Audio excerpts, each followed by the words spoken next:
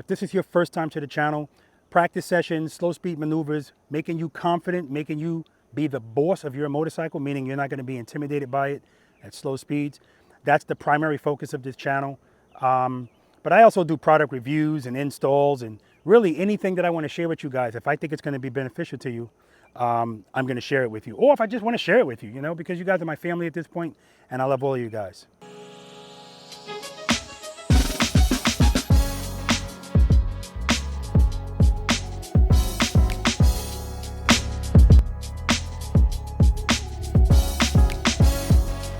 Keep it loaded, keep it loaded, keep it loaded, keep it loaded.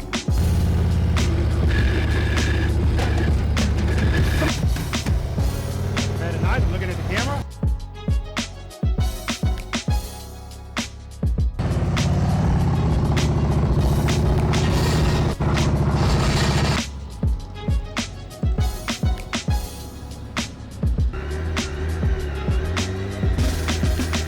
Very nice, good, good, good.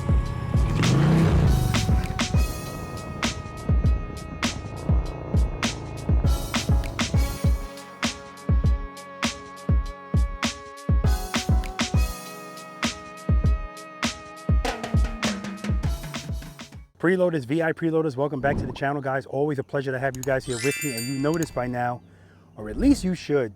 For those of you that have never been here before, welcome to you as well. My name's Robert. I'm a retired NYPD Highway Patrol Motorcycle Lieutenant. The name of this wonderful channel is Be the Boss of Your Motorcycle. Guys, it's been a busy beginning of the summer for Preloader Nation. I want to welcome you, first of all, to practice session number 78. I am here in Pooler, Georgia. And man, it feels like it's been forever since I've been here because I've been traveling all over the place. I was in Ohio for 2 days. I was in Tennessee for 3 days, but actually only 1 day for a practice session. I was in New Jersey. I was in Maryland. I was in North Carolina, and a lot of moving around. So man, I was worn out, but it was a ball. I enjoyed meeting all of you guys and practicing with you. And back in Pooler, Georgia, right? And again, the benefit of practicing in Pooler, Georgia, aside from me having to travel so many miles, the benefit for V.I.Preloaders is V.I.Preloaders get to practice out here with me for free as often as they want. Anytime they want to come out and practice, they can. They register, fill out a hold harmless agreement form, bam, and they can practice with me for free here in Pooler, Georgia. That's one of the perks for being a V.I.Preloader. I'll put a link right up here on the right-hand corner of the screen for a short video explaining to you the perks that V.I.Preloaders get. And just so everybody's clear, a preloader, which most people are preloaders and they don't realize it. People are associating being a preloader with being the boss of the motorcycle. No. A preloader is simply you are subscribed to this channel, and if you're not subscribed to this channel, please do so now. And you are dedicated to being proficient in slow speed maneuvers on your motorcycle. That makes you a preloader. And Preloader Nation is getting stronger and stronger every day. And by that I mean more and more people are getting over the fear and intimidation of their motorcycle. And again, any kind of motorcycle. I say it all the time. I don't care what kind of motorcycle you ride. All I care is that you know how to ride it. But people are getting over the fear and at least coming outside and attempting to start practicing. And that's how everything works in our lives. We have to take that first step, that first day, and then what's going to happen is going to depend on our consistency, right? And that's one of the 3 C's in Preloader Nation, consistency, right? But it's good to be home. I kind of set things up a little bit different out here. And by a little bit different, I don't mean new exercises. I just mean I reconfigured some stuff. A, it makes it easier for me to set it up. But B, they're building tennis courts over here. And I'm going to have to start moving stuff. I'm shifting stuff over anyway. So I've already started doing that. The only exercise that I still have over there is the Abominable Snowman. But everything else is over here. I'm looking forward to the preloaders and V.I.Preloaders that are coming out here to practice with me today. 2 in particular that I'm really looking forward to meeting, and we'll see them when they get here. You guys know how we do it. When they get here, we're going to talk to them. We're going to find out who they are, where they're from, what they ride, how long they've been riding a motorcycle. More important to me, how long they've been practicing slow speed riding, and what they rate themselves on a scale of 1 to 10, 10 being the best in slow speed maneuvers. Again, that number's for them. It's not for us. It's just for them. What's your name? My name is Richard Martinez. Where you from, Rich? Originally from San Antonio, I'm stationed here at Fort Stewart. What branch? Army. Thank you for your service. Absolutely. How long you been riding a motorcycle? I've been riding a motorcycle for about 10 years. I took a 2-year hiatus before I bought my next one. Okay, what are you riding today? Today I got my 09 Road Glide. 09 Road Glide, okay, good, good. How long you been practicing slow speed riding? I would say consistently the last 2 years. Okay, good. If you had to give yourself a rating 1 to 10, 10 being the best slow speed, what would you give yourself? I would probably put myself at about a 5. 5. Okay. Pleasure to meet you, brother. Nice to meet you. All right. Well, look who it is. What's your name, man? Tony Manigault. Yeah. Where you from, Tony? Mount Pleasant, South Carolina. Okay. How long you been riding a motorcycle? You know how it goes. About 20, 25 years with family in between. You know. Yeah. What are you riding today? 21 Fat Boy, Harley Davidson. One of my favorites. Beautiful looking bike. Yeah. Okay. How long you been practicing slow speed riding? Well, I just like you told me, I try to practice whenever I go for a ride, you know, try to get it in a little bit, just a little bit. And pretty much ever since I started working with you, I've been doing it. Okay, good. Now I said, well, look who it is, because you were here for, you said practice session number 14? Yes. 14. Yes. So, oh my God, today is practice session number 78. But in that practice session, Tony said, I'll be back. He didn't give me any specifics, so I can't even say anything to him. He's back, so he's a man of his word. And in that practice session, it's good to have a practice session before a practice session, and then you can go back and look at, and you can see your progress, right? So that's good. If you had to give yourself a rating 1 to 10, 10 being the best slow speed? I would say 3. 3? Yeah, 3. Okay. Yeah. Good to see you again, brother. Yeah, you too, man. All right, man. Always. What's your name? Lori. Mike. Lori and Mike, where you guys from? Sebastian, Florida. All right. How long you been riding a motorcycle? 12 weeks. 12 weeks. I just had my first 12-week anniversary. Beautiful. You? Off and on since I was 19, but got this bike 14 months ago. What are you now, 22? Yeah, so 10 years. 12 weeks, No, right? He's 58. 12 weeks. And I'm 60. 12 weeks, yep. 12 weeks. Remember that, guys. 12 weeks. All right, no pressure. What are you riding today? A Harley Davidson Heritage Softail Classic, 2016. Nice. And the bike is obviously brand new to you. That's your first motorcycle. First motorcycle. Okay. What are you riding today? 17 Ultra Classic. Okay. How long have you been practicing slow speed riding? Since April 13th. The same 12 weeks. The same 12 weeks. So you're right out the gate. See, this is what I'm talking about, guys. Right out the gate, she's doing it properly, and you're going to see the results of that today. It's not just that, but it's the you guys got a YouTube channel? Yes, Own the 24. Own the 24. What do you do on that channel? We just promote healthy, active living, nutrition. And you do practice sessions, right? Yes. So these guys are not only practicing, but they're helping other people too. So they each one teach one thing that I'm always talking about. This is living proof. V.I.Preloader, Preloader. It's just, thank you guys. Thank you guys. Thank You are a prime example of what Preloader Nation's all about. You really are. And if you guys don't know what I'm talking about, just watch the videos. You know, just watch the videos. You have to look at Sebastian practice sessions. Sebastian practice sessions. Okay. Playlist. That's a playlist. Okay. Beautiful. If you had to give yourself a rating 1 to 10, 10 being the best slow speed, what would you give yourself? Probably a 3. A 3. You? 3 or 4. Okay. It's a sandbag alert. We don't have any rain in the forecast, but I'm going to call it now, guys. 3, and you said 3 or 4? 4. He's better than me. 4. He's better sandbagging. Pleasure to meet you both. Pleasure to meet you both. Not like I never saw the videos. You're just sandbagging. Oh my gosh. Well, I'm comparing it to an 8, so. Yeah. Some of those things, and that's why I'm here. Yeah. What's going on, man? Good to see you again. How you doing, sir? What's your name? My name's Edwin. Edwin, where you from? I'm originally from Houston, Texas, but I'm currently stationed at Fort Stewart. Okay, both of you guys from Texas, huh? Yep. Thank you for your service. Appreciate that. Army, right? Yes. Yeah. How long have you been riding a motorcycle? I've been riding since March 2022. What are you riding today? Today I have a 2015 Ultra Limited. How long have you been practicing slow speed riding? Basically since March 2022. Okay, good. If you had to give yourself a rating 1 to 10, 10 being the best slow speed, what would you give yourself? I think the last group ride I did, I gave myself a 4, and you hit the sandbag alert on me, Yeah. so I'll bump it up to a 5. Okay. But maybe by the end of today, hopefully I'm at like a 6 or a 7. That's what's up, man. Good to meet you. Me Good too. to see you again. Yep. All right, guys, we got 1 through 9 today. We got a bonus, but we'll see if we get to all of that because it's going to be a hot one today. And as much as we want to practice, we got to use some common sense standards, not just for the bikes, but for us too. All right, let's do it. Good morning, guys. Welcome to practice session number 78. Yeah, I'm anticipating that you two are going to be magna cum laude, but we'll see. We'll see. We do know the answers, but we're not going to shout them out. I say that because, you know, and I say this all the time, we all learn differently, we pay attention differently, but it's not to take away from anybody. Some of us, we absorb information that we need, and the other stuff goes in and out, right? So when people come here, they pretty much, they got this down, but if I say what's exercise number 4, what's step number 5, hamana, they don't know, right? And that's fine, that's fine. Anybody here have a problem being on YouTube? Well, I know you don't. All right, good. Before I even get into the meat and potatoes, you guys know what I'm going to say about your egos? Leave them here. Leave them in the shade. That way they won't be too hot when you pick them up at the end of the day. And that's because, again, this is all about learning today. It's a positive learning environment. No macho stuff. And listen, the whole macho thing, I've been out of the gym for a while. I've been letting Preloader Nation consume my life. It's not an excuse. I just didn't feel like going. And I went back to the gym. And I used to say this all the time, even working out.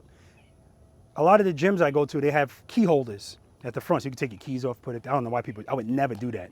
But people put their car keys there. And I used to say they should put egos there. Leave them at the door. And I got to the gym and I look at the dumbbells. And you have the ones on the left and the ones on the right. And I live on the left. At least I used to, right? And I had to check my ego at the door because especially getting right back into it, it's about rep range, not about weight. So I say that to say, open yourselves up to learning today, stepping outside your comfort zone a little bit, not a whole lot, because there's no pressure out here today. This is not a competition. Nobody's judging you. The numbers I asked you to rate yourself, that's for you. And at the end of today, that number can either go up, go down, or stay the same. Don't feel compelled to make up a number. It's up to you. Now, if it's a sandbag number, that's the only thing I'll push back on, a sandbag number. If it's high, I don't say anything about that. Preloader Nation will let you, they'll let you hear about that. Well, what's your number? I gave him a 5, but I practice He's a 5. regularly. He teaches it, so he's a 5. Yeah. Wait, don't you have a YouTube channel? Yeah, slow, smooth. Yes, I knew it. All right. Yeah. Oh, yeah. You had the smaller bike. Yeah. Okay. It's about time you made it out here, man. All right. Good. So I'm good to see you. Good to see you. But yeah, you got a sandbag, and there's no doubt about it. Okay. Also, the whole ego thing also ties into, if I tell you guys we're going to be moving like ballet dancers today, I'm just talking about the grace and the fluidity, right? Everything that we do today, that's how we have to move. Now, I do get it. When you're learning this, well, the good thing is you don't really have that issue. Actually, this is probably going to be probably a very good practice session as it pertains to those type of things.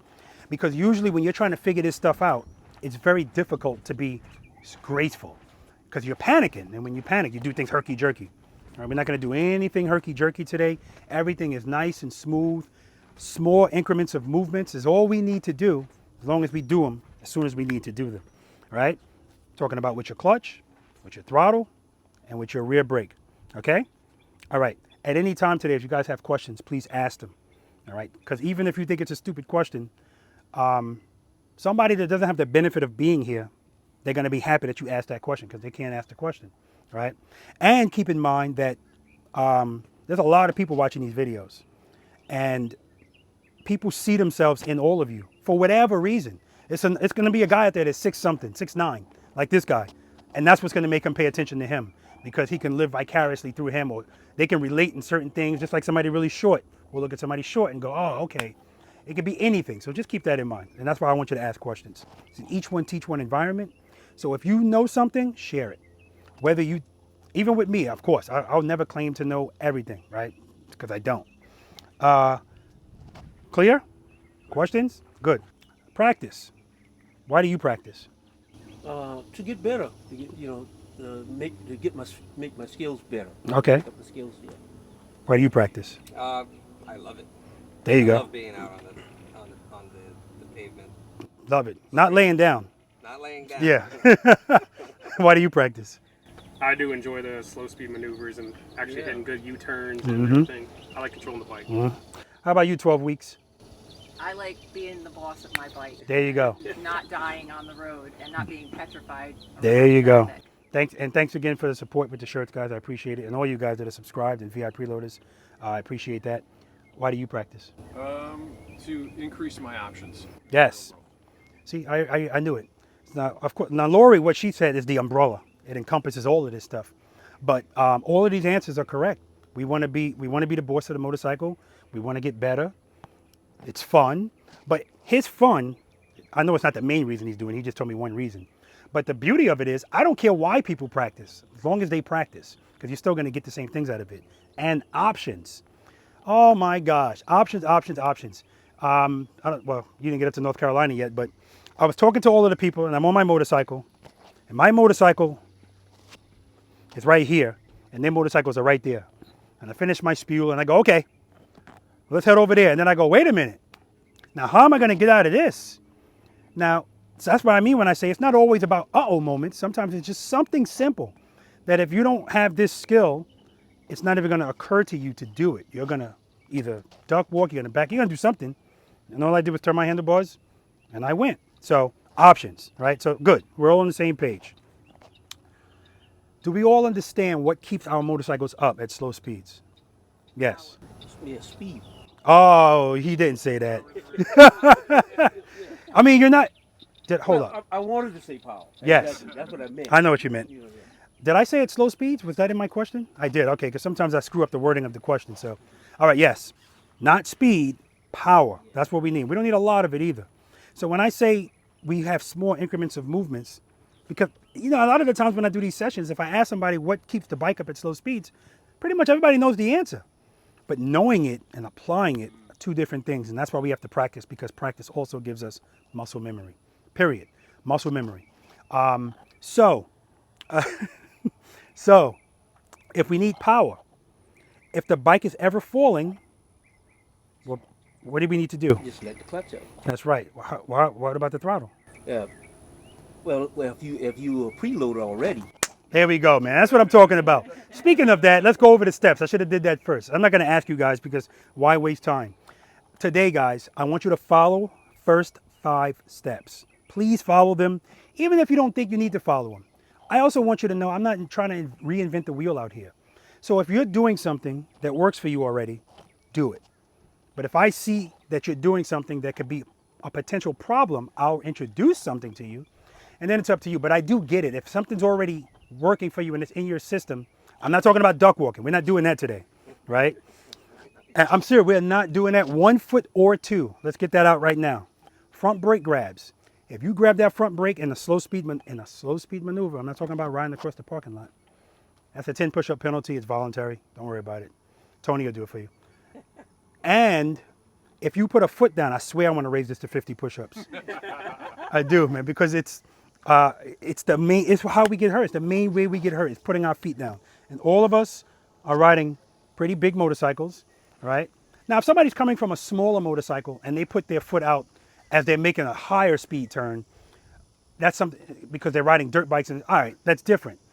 But it doesn't apply. It just doesn't. You're not going to do any. We already talked about what keeps it up, right? Okay, so now that we got that out of the way, step number 1, make sure the motorcycle's in first gear. We're doing that all day today. Boop, right? We all ride Harleys, so we can't see what gear we're in anyway until these CVOs. Now we can. I can't wait to do the video on this. But anyway, step number 2. And the fat boys. Yes. Then you can't see what gear you're in. Yes. Not with the clutch in. Oh, yeah. Because that's when we need to know it. I'm sitting there, I need to know what gear I'm in so I know what I got to do. Anyway, step number 2, we're going to cover the rear brake. We know why we cover the rear brake. Now listen, guys, please. I don't know if you guys have had any problems with your rear brake, and by problems I mean an argument. And then you come out here upset with it and you're abusing it. No. Nice, gentle pressure on the rear brake when you need it, right? You don't need it all the time, right? But we cover it all the time because if we do need it, remember, we're under the umbrella of grace and fluidity. So if we want to ensure that we apply light pressure, we're going to make sure our foot's right there. And all of our motorcycles, we can rest our foot on it without applying it, okay? All right. Don't make them fight today. I'm talking about your rear brake and the power to your rear wheel. They work great together. They really do. But if you give too much rear brake, you're making them fight, and that's when we run into problems with your clutch and stuff like that, right? If I see it, I'll say it to you. But that's the thing too, guys. I want you all day today to be listening to your throttle. Listen to your motorcycle. Be in tune, in touch with it. We're going to be slow dancing today with it. Well, each of us are going to be slow dancing with our motorcycles. So listen to how she feels, listen to how she sounds. All of that stuff's relevant, right? Because being the boss of the motorcycle is knowing what to do, when to do it, and how to do it based on what you feel. We're going to talk about feelings. What you feel, what you see, what you hear. Not really see, but what you feel and what you hear are very relevant. Very relevant, right? What you see is head and eyes. We're going to talk about that, Tony. All right. So that covers the rear brake. Step number 3, preload the throttle and keep it loaded. That goes back to me saying listen to the throttle. Right? I heard all you guys pull up. It sounds good. I want it to be steady. So when I say preload, bring your RPMs up. Not too high, not too low. Just elevate it, right? Because you're going to realize that, Lori, if your bike is idle, you're in gear, and you start opening up your clutch, no preload, and you just keep opening it, what's going to happen? It'll stop. That's right, it's going to stall. Because as soon as your bike starts to enter the friction zone, once that engages, it's using power, and that's why it's going to go down. So even if you're preloaded and you open up the clutch, you're going to hear it go down. That's why you have to always be listening to it so you know what to do based on what's going on. But that's why I don't want you at the cusp of the friction. I don't want you right at the beginning of it. I want you a little bit higher so when it does dip a little, you're still good. And we're going to pay attention to all of this stuff right out the gate because the first 5 things we're doing, we're not leaning the motorcycle at all. We're doing everything straight up. So we can have margin for error with these things because it's not that big a deal. But once we start leaning, whatever you were doing straight, you're going to do it leaning. And whatever you do in this parking lot, you're going to do out there in the real world. So that's why I'm going to harp on things like head and eyes and putting feet down, all that kind of stuff. Because at the end of the day, guys, I want your confidence to be through the roof. Not cocky, but I want your confidence to be through the roof because it's going to equal you being a safer rider. But it's also you're going to be cool as hell out there, man. Part of the 2% crew, right? Which that number we're trying to raise, right? And yeah, of course it looks cool. What other vehicle is cool to turn around? Nothing. It's not a big deal. But for a motorcycle, it's the only vehicle that our heart rates go up the slower we go, right? But that's not for everybody, right? Okay.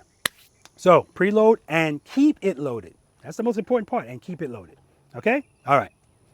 Step number 4, we're going to slowly release the clutch into the friction zone. And because we're releasing it slowly, the motorcycle should start moving slowly.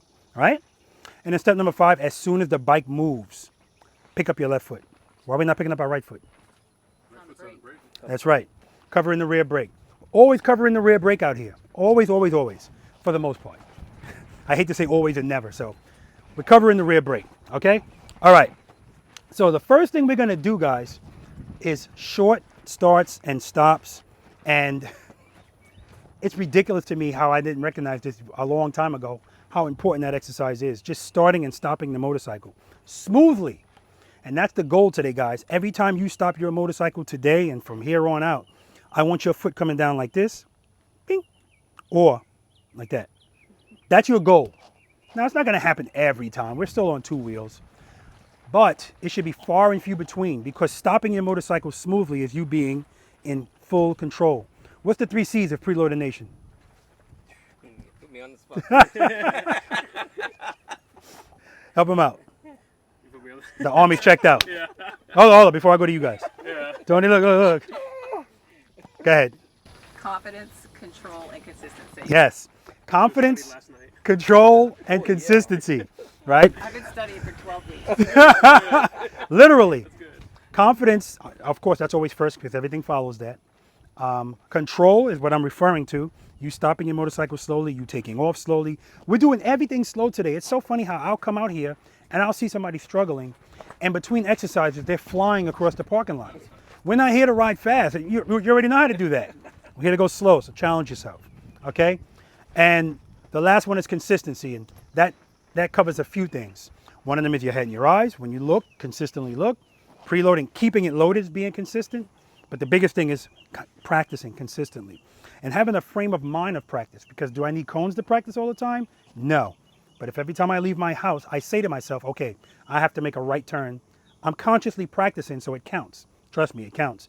Especially if I know,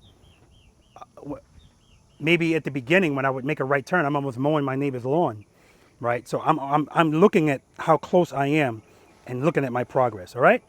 Okay, so with that being said, do we all know how to, Tony, if you're coming up to a stop and your handlebars start to go like this, but you still want to stop, how you going to work that out? Let me know if you need further. Rear brake. That's not going to help this. I mean, if you're doing like Your handlebars are so in other words, if I come to a stop, and most motorcycle riders are the same way, I pull my clutch all the way in, and I'll just let the bike coast. And sometimes that's fine. It can come to a nice stop, boom. But sometimes when you're coming to a stop, for whatever reason, your motorcycle is like a coin rolling across a table. When it loses momentum, you're going to start to feel this, right? And what I find is what a lot of motorcycle riders do is, as soon as they feel that, that equals time to stop. And that's why you see stops like this, because it's really not time to stop. It's I'm getting ready to fall. Brake, front brake, right? But so if that's happening to you, how are you going to deal with that? How are you going to bring that motorcycle to a smooth stop? pull it in. What you want to do with right? Let the clutch out a little bit, just a little bit. That's the answer right there. Yeah. Why are you letting the clutch out a little bit? So you get more control of the bike. That's right. But how are you going to get more control by doing that? Adding power to the rear wheel. That's right, because your motorcycle with power always wants to stand up and go straight. That's the first thing I asked you guys. So we understand that. So because of that, whenever we feel, hold on. It has to be a guy riding an Indian, late and loud. You should never be late and loud. He should have cut it off and let it just coast over here. 9-ish. What's going on, man? So yeah, perfect. And see, I squeezed that out of you because when I ask people that question, they don't know. And if they don't know, that's why when that happens, the only answer is, oh crap, put my foot down. So yes, provide power to the rear wheel and at the same time, apply pressure to the rear brake because the goal is to stop, right? And that's how we deal with anything. Whenever you guys feel, address it right away. Because if you address it right away, it's a small movement. The longer you wait, the bigger the movement. Not a big deal, but just know the answer is not feet, all right? 10 push-up penalty. Oh, I need to move it to 50. All right, any questions on any of that? Lori, you're first in everything today. Chivalry is not dead. Ladies first. Plus 12 weeks. So yeah, and you're a sandbagger. So this is Finesse the Challenger. What's going on, man? And we'll do short starts and stops over there. I'll meet you guys over there.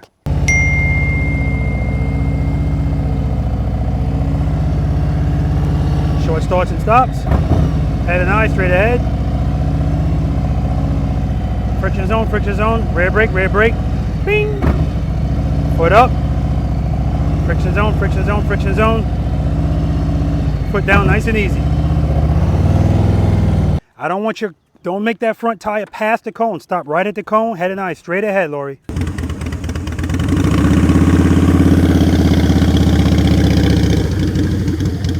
Good.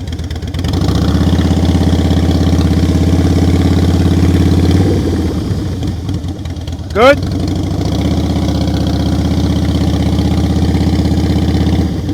Good. One more.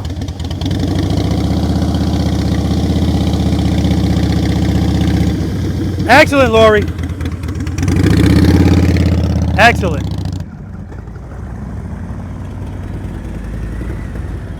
All right. All right, go a little slower.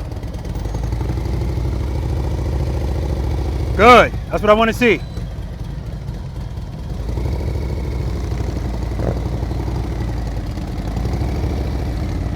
Good. One more.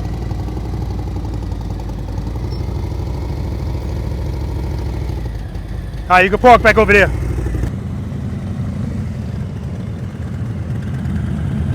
Good. Head and eye, straight ahead.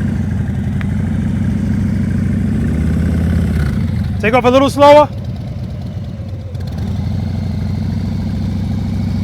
Good. See the handlebar starting to move? Good. One more.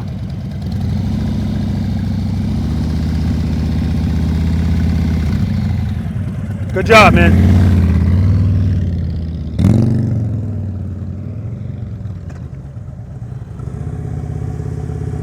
Very nice looking bike, man. He stepped up. Good. Take off a little slower. See the handlebars? That's why I want you to take off slower. There we go. Good.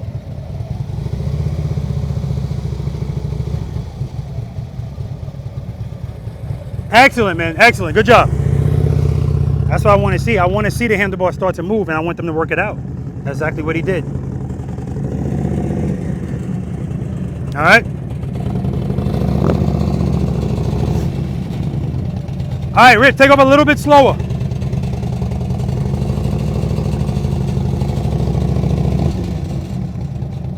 Give me another one.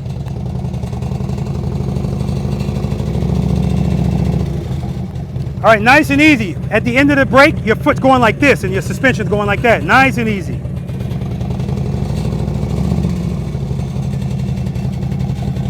Much better. Good job, man. Remember, the braking is progressive. And that's the challenge here on this new Scout. Nice.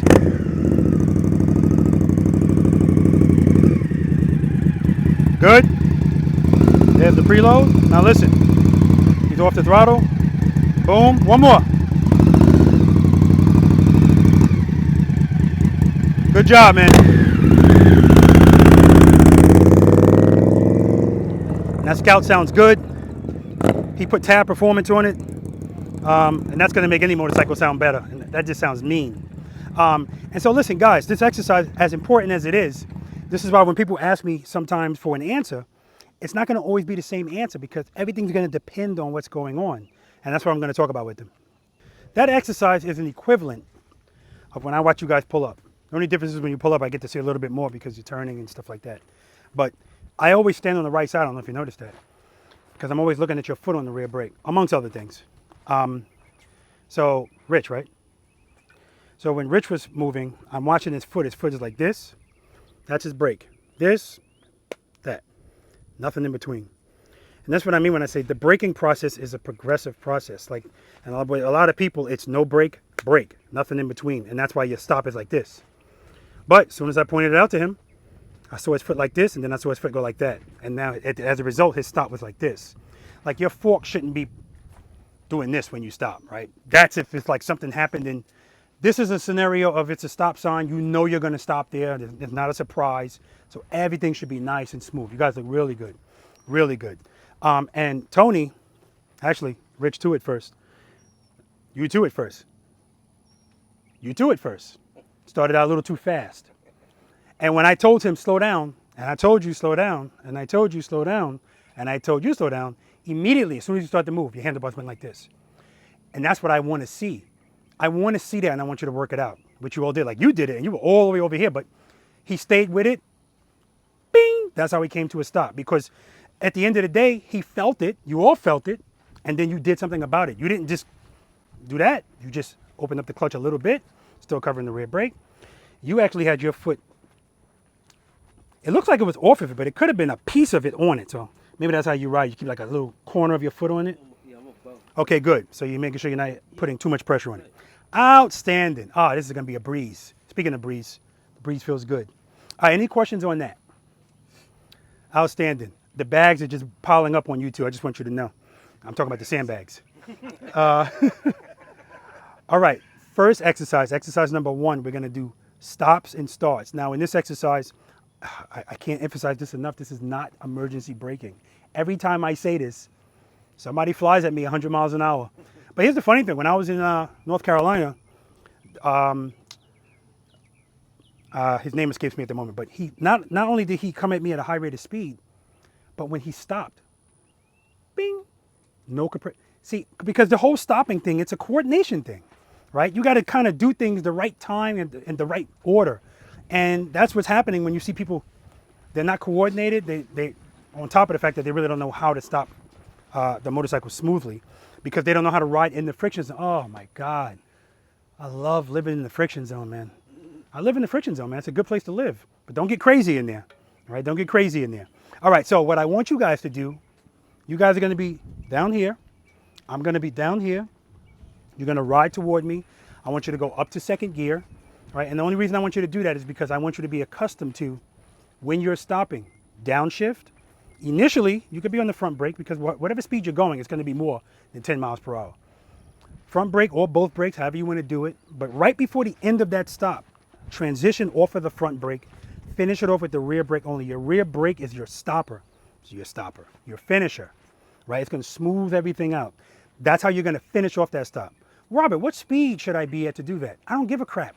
You work that out on your own because, again, you could do it right before you put your foot down. It doesn't matter, as long as you're finishing with the rear brake. Now, don't do it going 25 miles per hour. I see that too. I'm not going to do no push-ups. Screw this guy. Rear brake the whole time. No. Front brake, transition, rear brake only. Now, let's use some common sense standards. If this is an emergency braking situation, emergency braking, you're using both brakes, and the goal is to stop. So in that instance, you're not going to be doing no transitioning to the rear brake because it ain't about smoothness at that point. It's about stopping, right? And if you can't stop, meaning you're not going to be able to stop in time before you hit what you're going to hit, that's where exercise number 5 comes in. We're going to talk about that when we get to it and why that's important. All right? Any questions? All right? Now, every time I do this and I say any questions, somebody comes down and either they're on the front brake the whole time and they're looking at me, hey, what's up? Or rear brake or like your wife, she didn't even stop. She just went right past me. I still don't have an explanation for that. Right? But it was very comical. I appreciated it. All right? All right, let's do it. All right, guys, exercise number 1, stops and starts.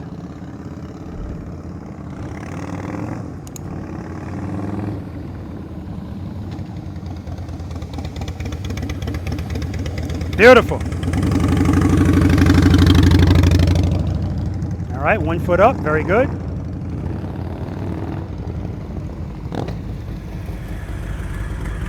Excellent. Nice preload.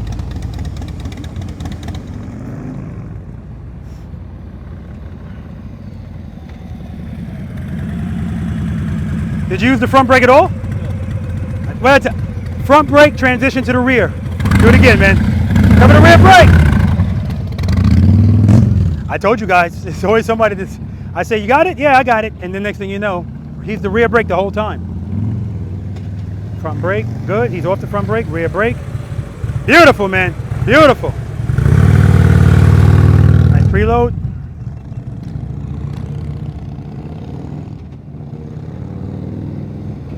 Good, front brake. Good job.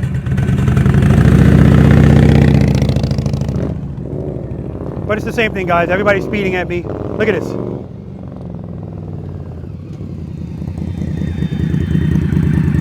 Good job.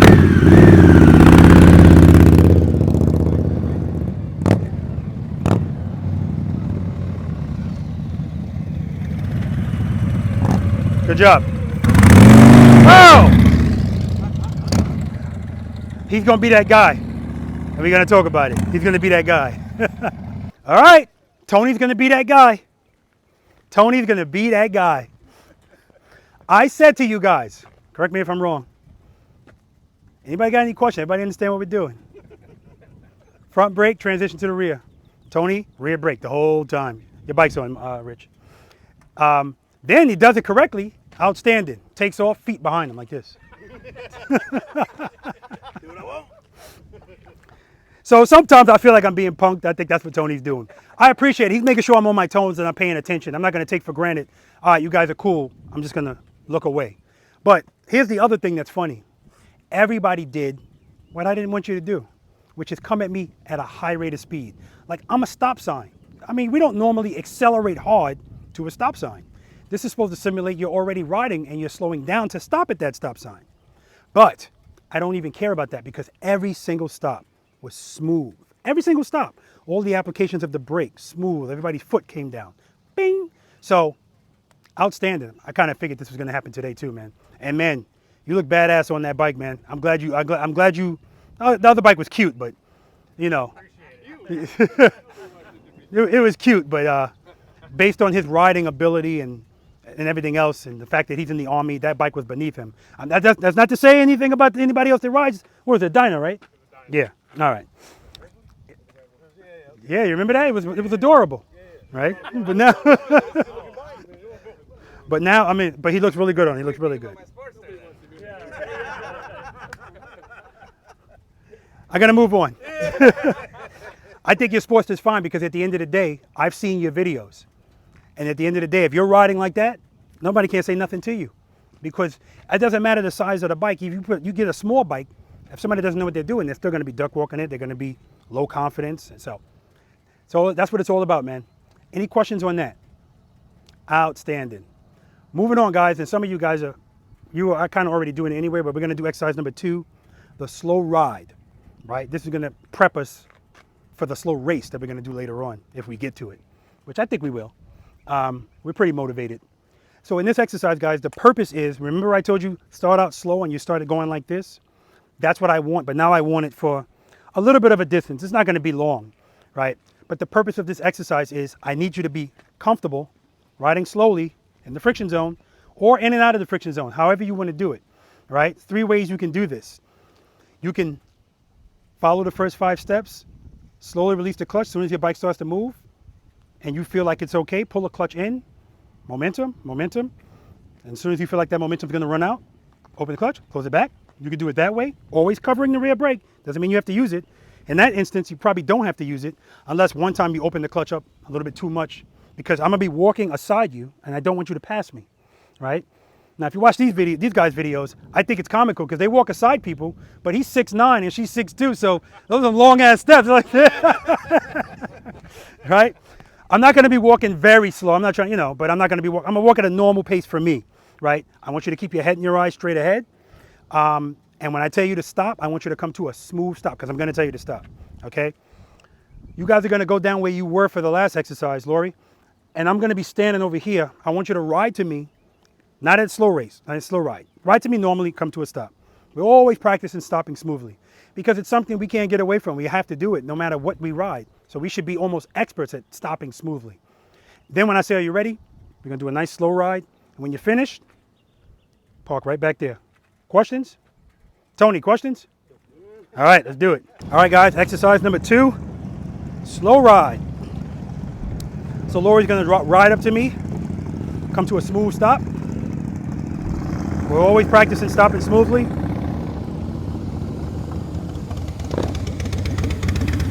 All right, ready?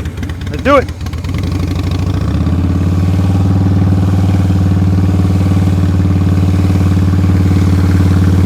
Come to a smooth stop.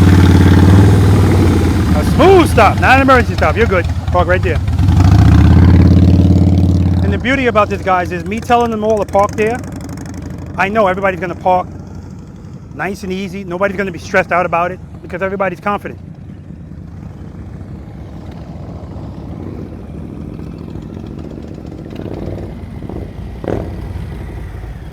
Nice, ready? Let's do it. Throttle is very smooth. Very nice. Smooth stop.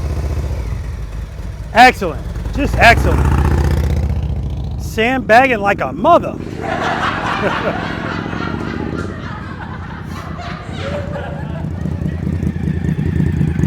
Let's do it.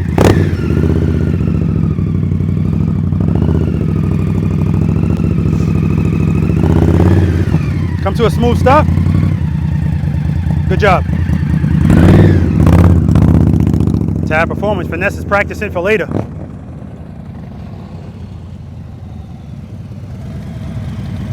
All right, ready? Let's do it.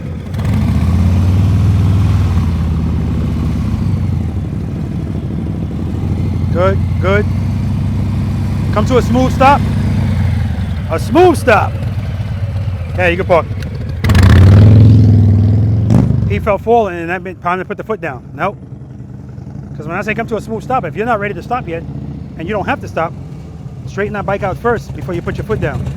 All right, ready? Let's do it.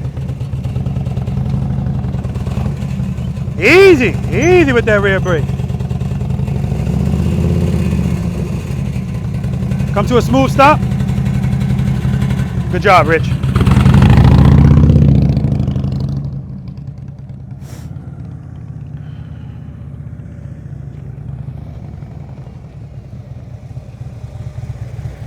All right, ready?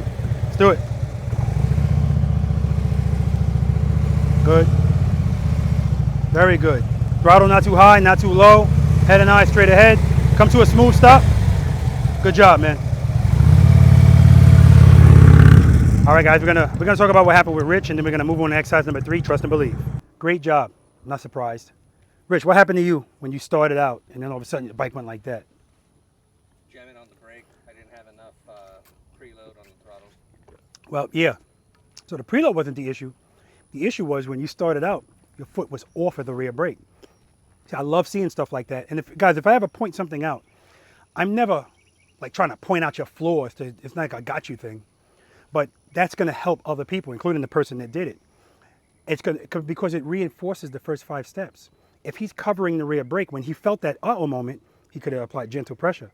But because his foot was off of it, smash, and the bike went like this. But when the bike went like that, friction zone, now he's on the rear brake, so he's not flying out.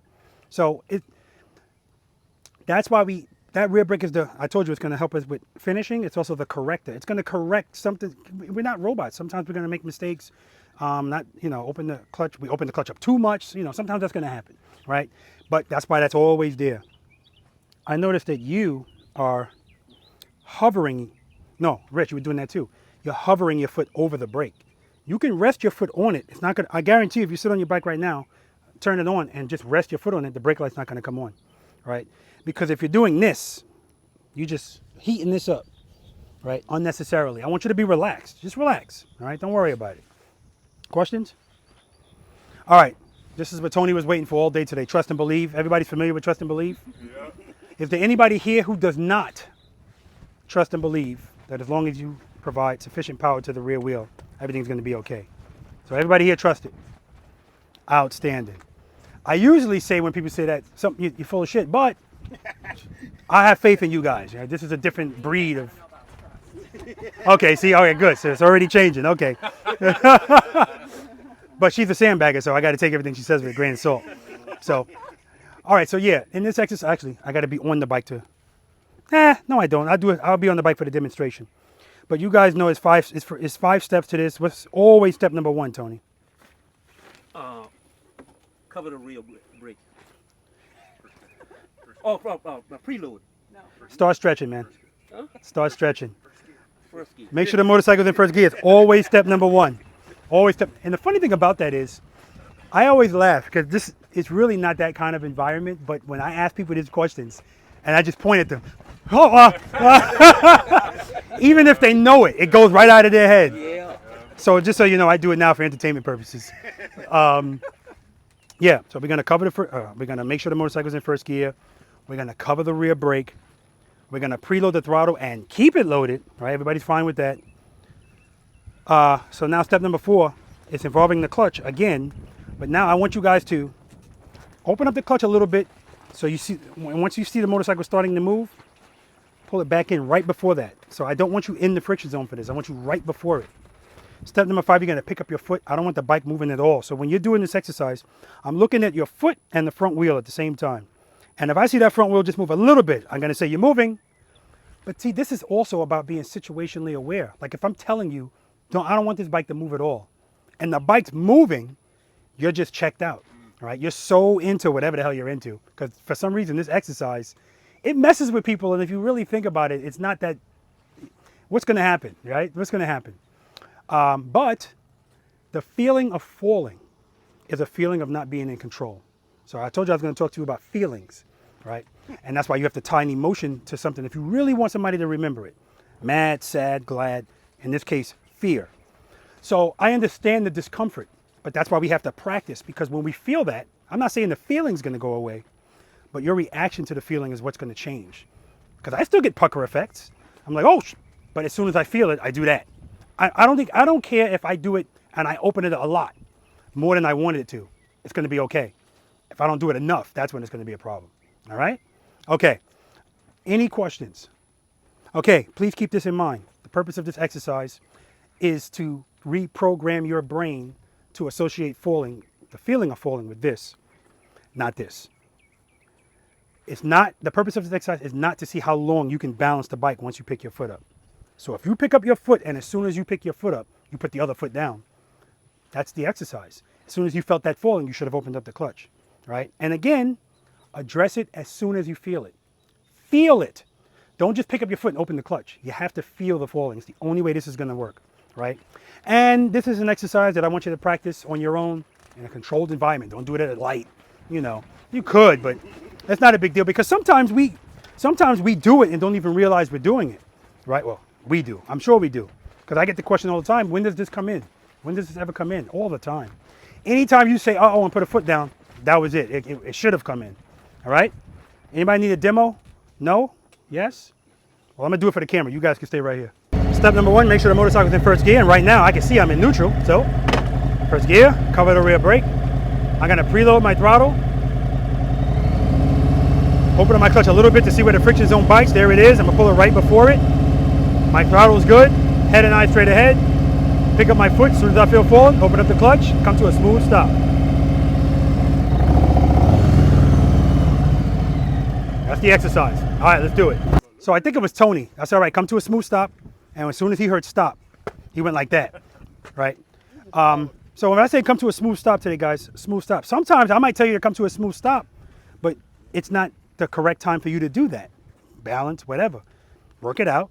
I don't mean go to the other side of the parking lot, but you know, work it out, smooth stop. All right, and that's what you're gonna do here. All right? All right. All right, guys, exercise number 3, trust and believe.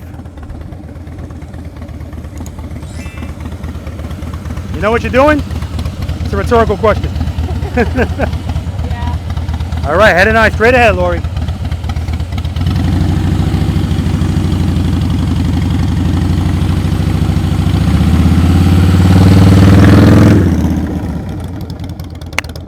Excellent.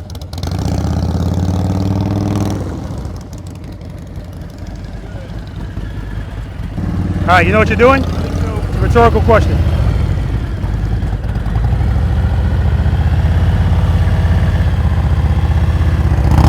Smooth stop.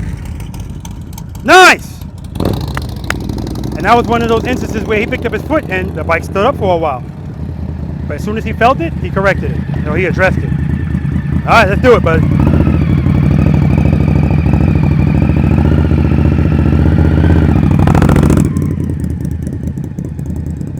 Nice. And he's upset about that. We're going to talk about that too. That's just us being perfectionists. All right, good. You know what you're doing? Yeah. All right, let's do it.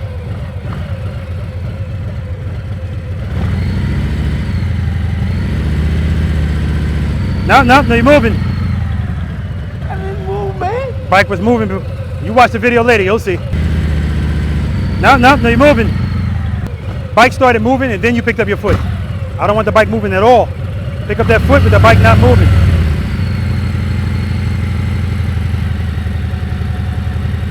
Nope, you're moving. Oh, I didn't move.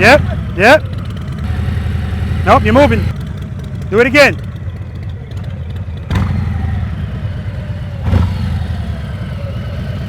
Go ahead. What's this now? Go ahead. All right, there we go. Supposed to come to a smooth stop. He didn't.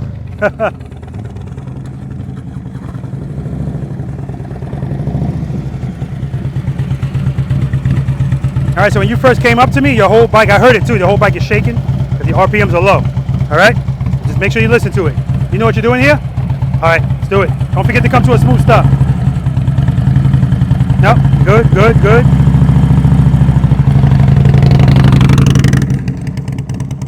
All right, good job.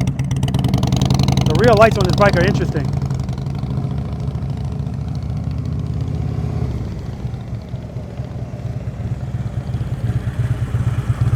All right, you know what you're doing? All right, let's do it. Don't forget to come to a smooth stop.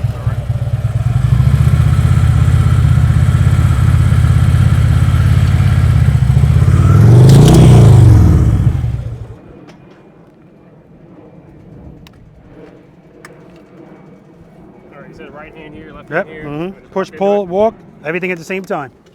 There we go. What happened? There you go. I love answering that question because the answer is always the same. Yeah. I know exactly what I did when I did it. Okay, good. Turn your handlebars all the way to the right. You need new bars. Yeah. Because when you turn and you're on this clutch, You want some bend in your elbow. Right now your arm is totally straight. Yeah, I gotta scoop So yeah, forward a little bit, put your balls on the tank. And even still. All right. All right, first gear. Yep. Right foot up on, cover the brake. Mm-hmm.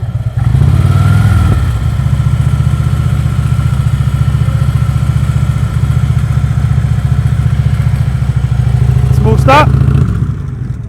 All right, good job. All right, guys, so we're gonna move on to exercise number 4. Right turns, left turns from a stop. All right, any questions on trust and believe? Tony, I can't wait for you to go back and watch the video because I did not move, man. it's not just a river in Egypt. That's all I'm gonna say, man. That's all I'm gonna say, man. I'm gonna watch that video. You are, and if you don't see it, please try watch it on the phone so you can zoom it in, and or watch it on the big screen TV. But the move is ever so slight, but it doesn't matter. I don't want it moving at all, because if it's moving, you're not really trusting and believing. That's all. But then you did it, and you were looking back at me cocky as hell, like, how's that? Because I didn't move the car. But never came to a smooth stop. So, oh man, love it, man, love it. Anyway, all right, this brings us to exercise number 4, right turns, left turns from a stop. By far the highest failure rate of anything out here. But it's really because, I mean, it's a reason why we don't start here, right? Because as far as I'm concerned, if you're comfortable doing short starts and stops, slow ride, then once we get here, you're using the same techniques. All you're doing is turning the handlebars, and you just have to get out of your head that turning the handlebars makes something different. It doesn't, right? It just doesn't, right? Follow the same techniques. Make sure the motorcycle is in the friction zone when you need that power. In other words, every time you feel falling, because what happens every time? I got bigger cones for that reason, because the saddlebags were going right over my cone. But this is where, if we're making left turns, this is where either the bike drops or they take off in that direction. Depends on what they do when they feel, uh-oh, clutch in, drop. Uh-oh, clutch out, which I don't have a problem with. But again, I want you to be in control, right? And the only reason this is going to end up being wide is speed, right? 3 things determine the radius of our turn on a motorcycle. Tony, what's one of them? Say it again. Here we go. See, that's the guy that you want to take the Family Feud with you as a team member. I'm talking about back when the rules matter. They don't even matter anymore. Steve Harvey screwing around while people thinking about their answers. It's a bunch of crap. We're buying time. Repeat the answer. Question, I'm sorry. 3 things determine the radius of a turn on a motorcycle. Give me one. The way you position the bike. Give me another one, because that's not one of them. It's not totally wrong. Speed. Speed. The number 1 contributing factor. So that's good. Give me another. Handlebar. That's right. How far you turn the handlebars. Finesse. One more. Look where you look. Give me another one. Lean angle. Lean angle. Now, some might say, wait a minute, what about looking? Looking, head and eyes is important, but it doesn't determine the radius of your turn. It can assist it, but the other things are going to determine it, right? If you lean more, the bike's going to have a tighter radius. We're not leaning here. We're still not leaning yet, guys. Next exercise, you can give me all the lean you want. Straight up, I want you guys to go through here. So when we do this, the first thing we're going to do is we're going to do it without stopping. I just want you to ride through. And again, I want you to treat this. Today I came out and I blew a lot of this sandy stuff away. I'm going to start leaving it here because I don't want you leaning, right? Even though that's really not going to do much, but I want you to treat this like a mushy gravel road where even a slight lean can put that front wheel out. Straight up, that's how I want you to make this turn, right? Everybody clear about that, right? The same way you would do in the slow ride. Do the same thing here. Turn your head and your eyes, turn the handlebars. Now, what people seem to do now when I put the high cones up is because they're trying to clear the saddlebags, they don't start their turn until like right here. It's too late because now you're going to have to lean. And if you do lean in that circumstance, I'm going to say great because you saw something and you addressed it. But now let's get back to what the hell I asked you to do, which is not lean. All right? Okay, now, when I practice and when Lori practices, that's where I put my wheel, right there, when I'm doing it from a stop. But again, this is not a competition, so I want you to be comfortable. So if you want to come over here to make a left turn, by all means, do that. And when we make right turns, if you want to come over here, if you want to be back, I want you to be within this box at least, all right? Because the more you practice, you're going to start realizing that you don't need to be over here. Like, we're not pulling a trailer, but this is about building your confidence. That's all this is, right? And sometimes I see something that you don't. So everybody has, well, most people's rights are better than their lefts or lefts are better than their rights. And I can kind of figure that out right here looking at you. Tony, head and eyes. And when I say head and eyes, don't think the blue glasses are going to, I could tell, right? I could tell. When should you turn your head and your eyes, Robert? What comes first, head and eyes or handlebars, Tony? Your head first. That's right. Head and eyes and then handlebars. Not head and eyes and handlebars at the same time. Not handlebars and then head and eyes. And if we look, we keep looking. So I got to give a shout out to Paul Harper, Pro Rider Central Texas. I did a podcast with him on Jogo Motorcycle Adventures channel, and I was rewatching it, and he said something that makes a world of sense. Exercise number 3, you guys rock that, right? So you guys don't have a high level of fear falling. The higher your level of fear is, you can forget about head and eyes. You're just not going to do it because you're so paranoid about falling that you want to do this, even though this is better when you're falling to keep your head. But it doesn't matter what's better. This is what people do. So this is why it's important to get comfortable riding in the friction zone at slow speeds and addressing anytime you feel falling. Then head and eyes is going to be a lot easier. I'm not saying it's going to be like this, but it's going to be easier. All right? So the first time you guys come through here, I just want you to go straight through. And then when I tell you to, stop. Again, stop wherever you want and then make the turn. And then lastly, I'm going to have you stop, make the turn, and stop. Remember, we don't stop with our handlebars turned. So when you're making that turn, I asked Tony earlier, if your handlebars are going like this, how do you deal with that? It's the same answer for this. You're coming out of a turn, friction zone, rear brake, straighten out. And when you feel like it's appropriate, bing. So again, who did it? Finesse the Challenger did it. It's always making me uncomfortable, man. I don't know what's going on over there. He's standing over there like this. But why your legs got to be like this, man? It helps funnel the air. Okay, I got you, man. When you did it, when we did the first exercise, short starts and stops, and Finesse did it in exercise number 3. You came to a stop and the balance was a little off and your foot came down and both of you were like, shit. That's, again, you're searching for something that doesn't exist and it's perfection. And I get it. There's nothing wrong with that at all, nothing at all. That's why you don't hear me say anything about it, right? But I think I love to see that it bothers you. Because at the end of the day, I know how I am, and I'm not comfortable accepting mediocrity, right? Or any level of failure. It just bothers me. I hate not to know stuff, right? But so I like to see that it bothers you a little bit when something like that happens. But don't beat yourself up about something like that, all right? Anyway, after we do it left, then we're going to do it. You know what? Today we're going to start right. We always start left. We're going to start right today. You guys are pioneers, all right? Any questions? Also, guys, when you're going through here, remember, we're keeping our foot on the rear brake, and if we need it, we're dragging it. We're not doing this. Because if you do this, your bike's going to start doing this. Imagine you're on a tightrope, and somebody comes behind you and starts doing this to the rope. That's you trying to balance your bike at slow speeds and jamming the rear brake over and over. All right? If you need it, drag it. Gentle pressure. And I want you to put your signal light on.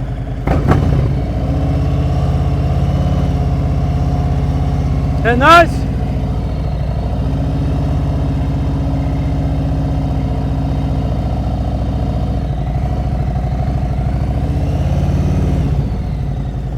Then we're going to stop. Smooth stop.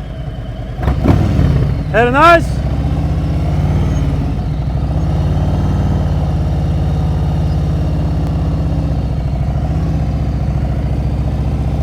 And then we're going to stop and stop.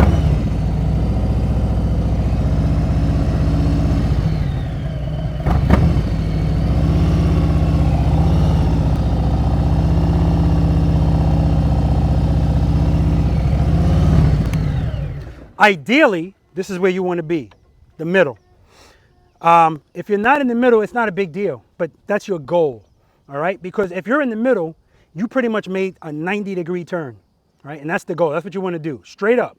Questions? All right, let's do it.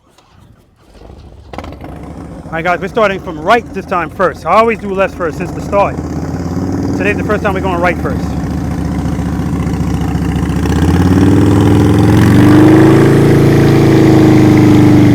Nice, excellent.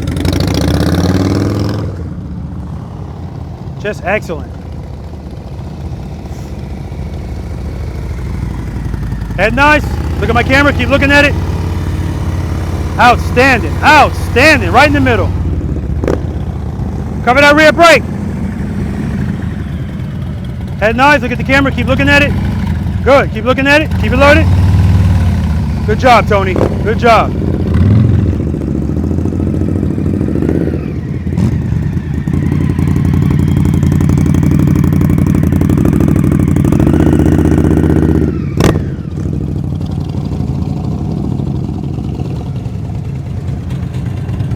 Head nice, look at the camera, keep looking at it. Turn those bars, baby, turn them, turn them. All right.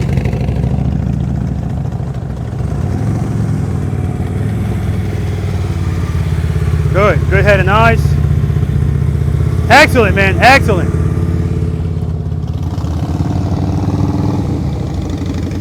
Signal light. Straight through. But give me a signal light. All right. Head and eyes, Rory. Straight through, straight through.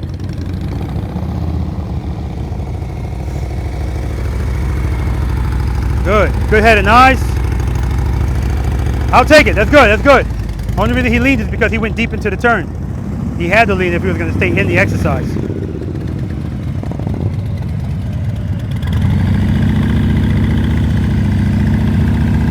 Nice, Tony, nice.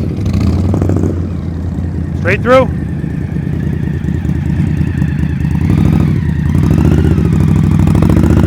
Very nice, very nice. His bike started to lean, he opened up the clutch, stood right back up. And in Mike's case, good, keep it loaded. There we go. See, he came off the brake too early, that's why he's wide. Straight through.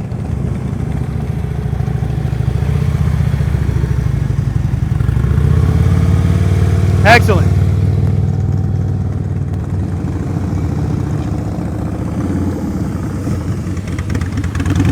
Shut it off.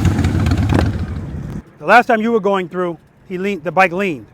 It didn't start out leaning, but what happened was he pulled the clutch in and left it in too long while the bike is still moving. Ran out of space.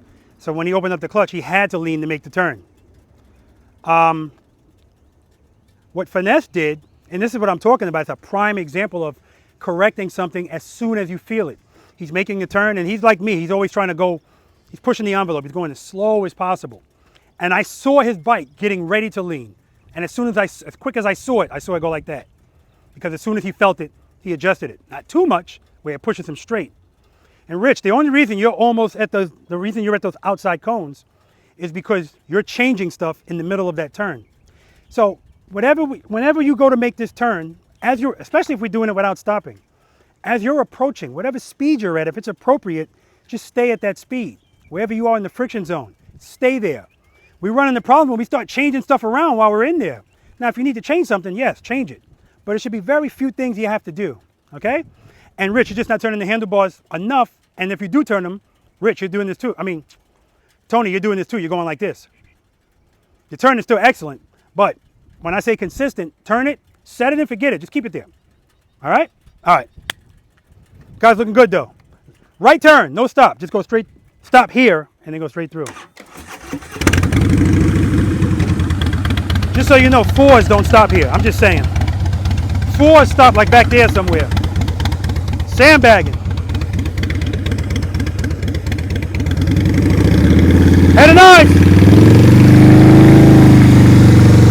Excellent. Excellent.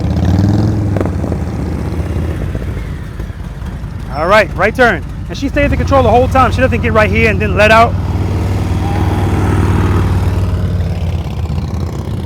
She stays in control the whole time. All right. Good head and eyes. Your head and eyes are much better. Good. Turn those bars, baby. Good, you're good, you're good. Excellent. Way to work it out, man. Excellent.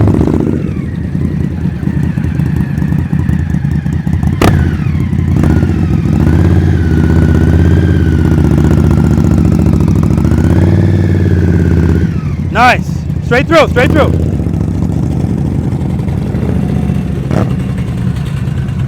All right. Heading nice. Keep it loaded. Good, good. Keep it turned, keep it turned. Straighten out. There we go. Right in the middle. Right in the middle. Because right there he was getting ready to start coming out. No, don't come out. Stay in the turn. All right.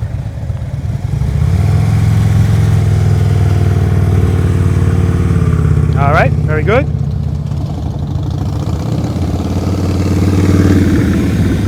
Come to a smooth stop.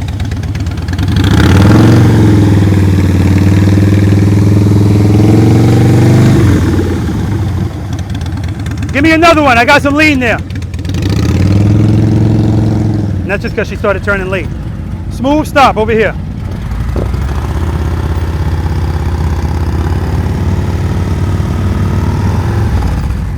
Excellent.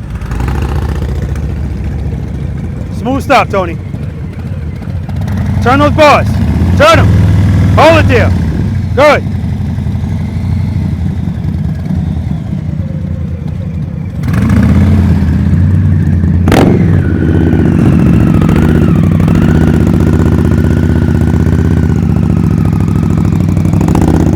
Stop! Too late. You're getting a ticket.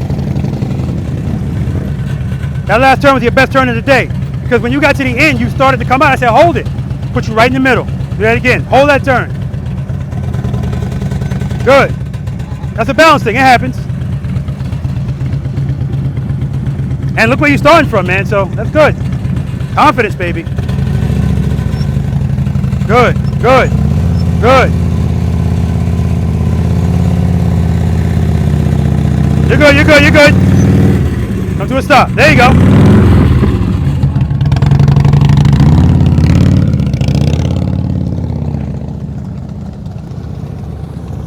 And that's just Rich pushing himself to go as slow as possible. And then he got to the point where his balance started to go to the left.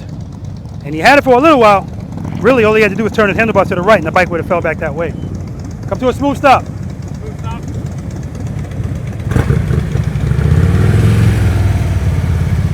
Good head and eyes. Good, good, good. Nice, brother.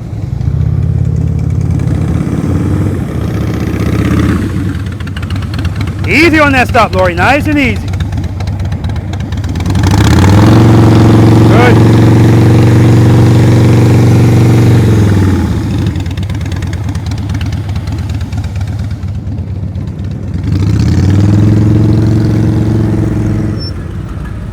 Smooth stop. Now you're gonna hit that cone. Oh. Started that turn a little bit too early. He was gonna hit the cone and then he aborted. Abort. Smooth stop.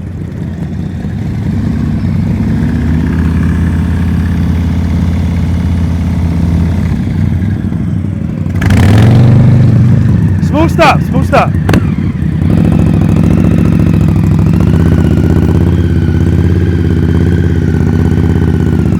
Not gonna get much smoother than that. All right, smooth stop.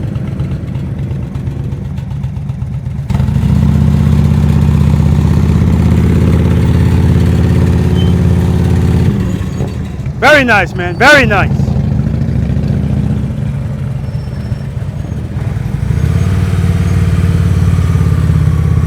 All right, too much speed, that's why you're leaning. We're gonna do, oh, you wanna do it again? Okay. Yeah, you don't wanna end like that, I hear you. Smooth stop.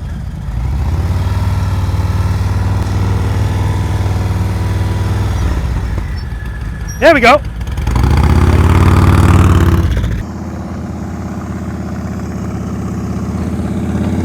Good head and eyes. Very nice, very nice.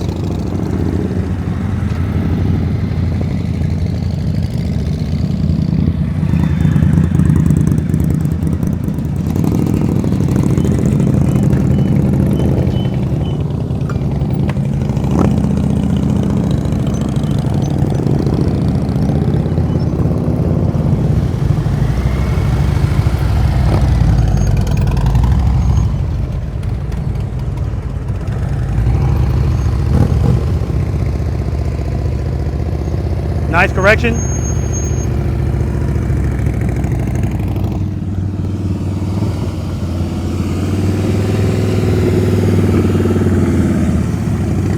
Excellent. Looks like Lori, she likes lefts better than rights.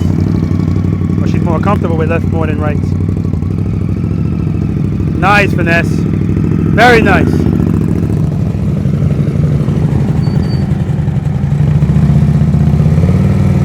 Good correction.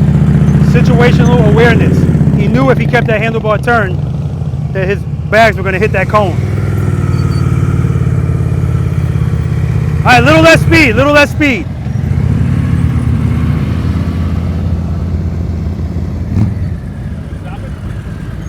From a stop.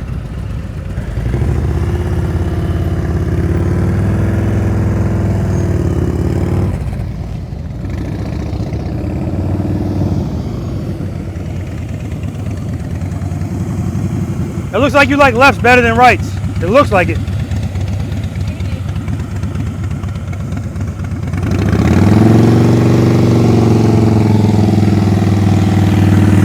Very nice.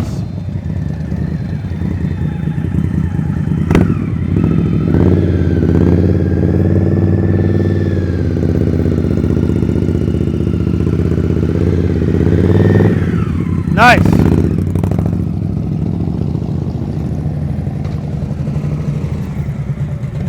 All right, straight through. Head nice.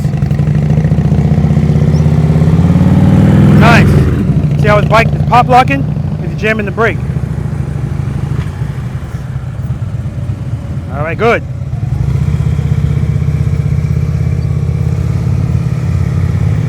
Very nice.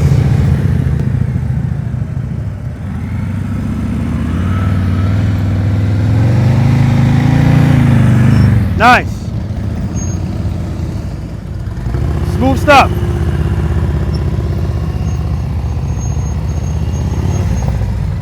Nice. You can take a break.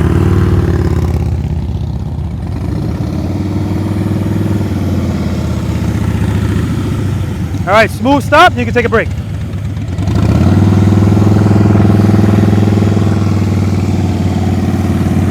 Smooth stop. That's 10 push-ups, Lori.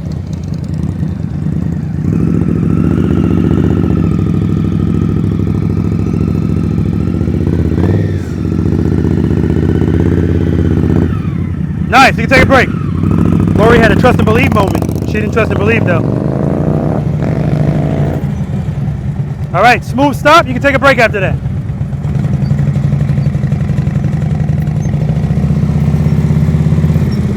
Excellent, brother.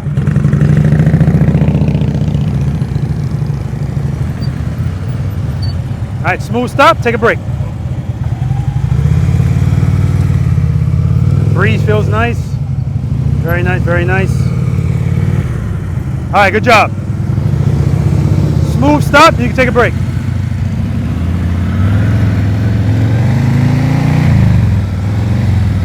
All right, take a break.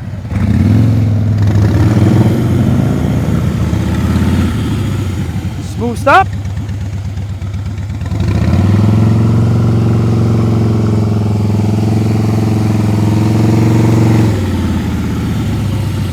What happened to the last time? Why'd you go out so wide?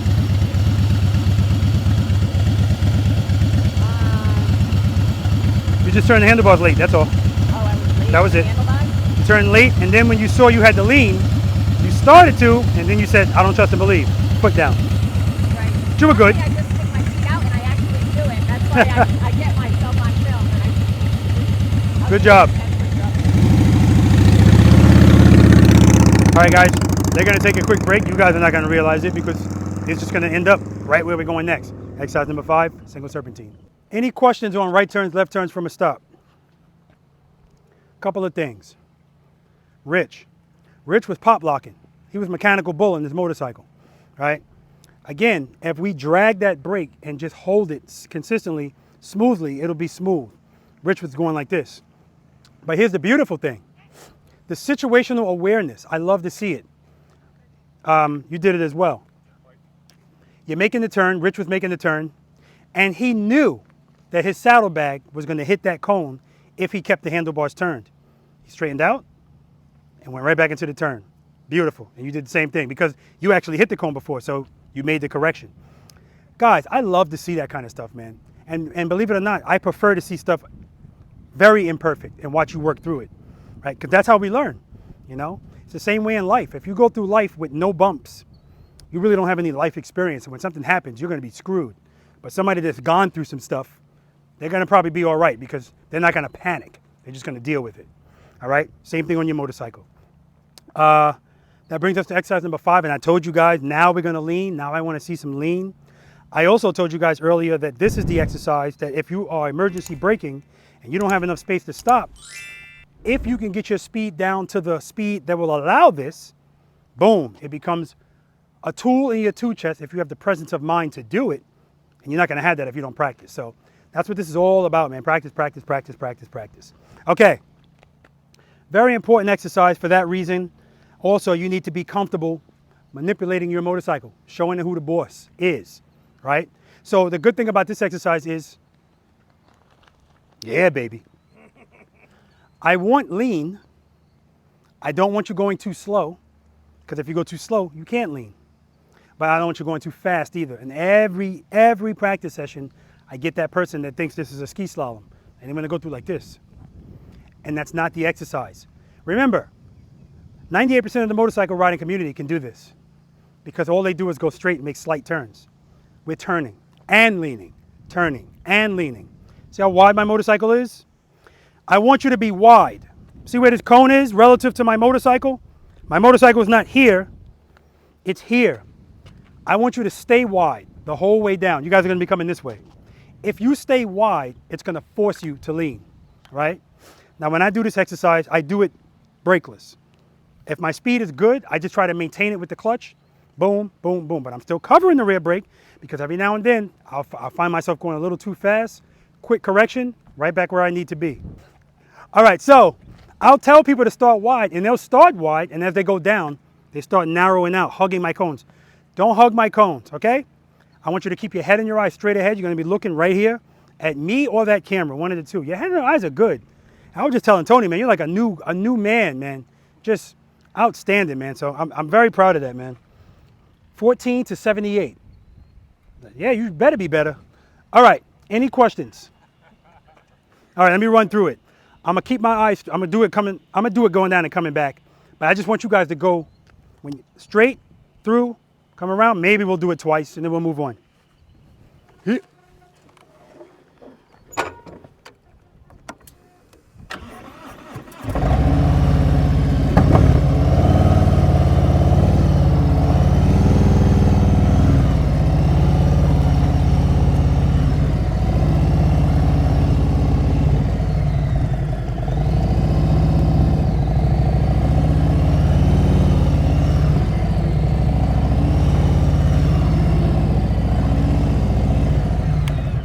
So the whole time I'm doing that, my head and my eyes are straight ahead looking at the camera. I'm counterbalancing my body. So as my motorcycle leans, I keep my body straight up and down. Nothing extreme. I don't need one butt cheek hanging off the seat. Just keep my body straight up and down. And this exercise is also going to get us accustomed now to transitioning. When you make these turns, transition like you're a boss. Don't go like this. You're losing space. And this is going to get us ready for the offset double serpentine, for the figure 8, when we have to transition. Okay? Questions? All right, Lori. All right. Good, nice and wide.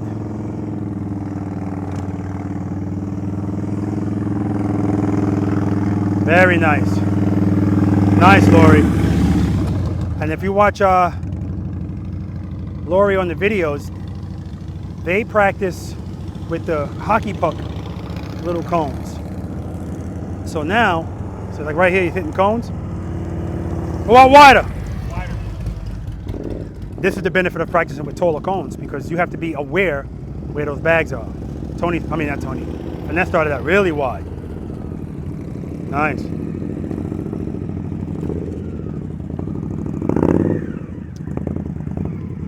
You worked it out.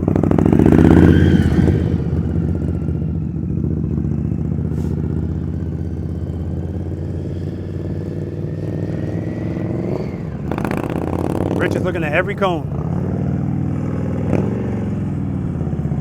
Rich, head and eye, straight ahead. You're looking at every cone.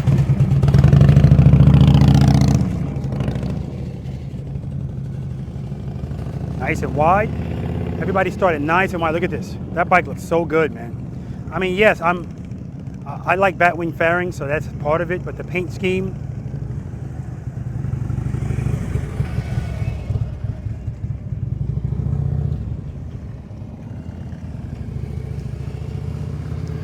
See, Tony's going too slow here.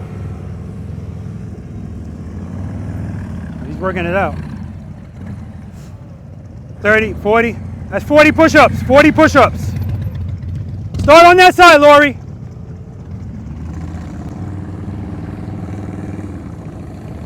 So Tony just got to get his speed up. He was going too slow.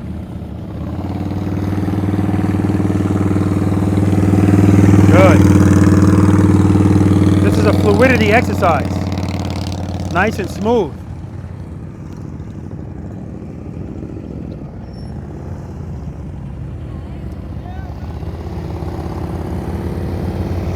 There we go. There we go. Nice and wide.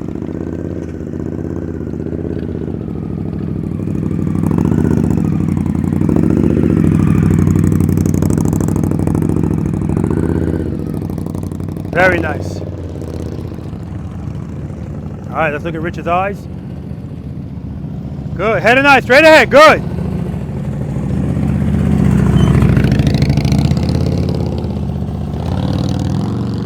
Nice. He just dipped this one too early, that's all. So he wasn't hugging it, he just started to turn too early.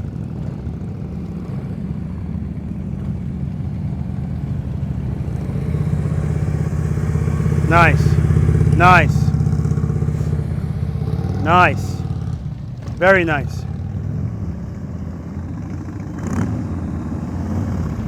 Good. Head and eye, straight ahead. Good. Head and eye. You're looking at the cones. Good. Good. There we go. He can work it out. Last time.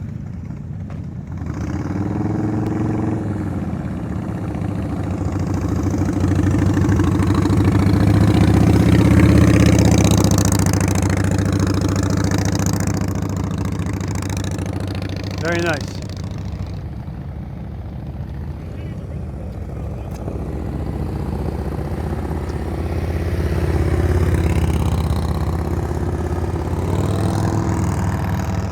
Very nice.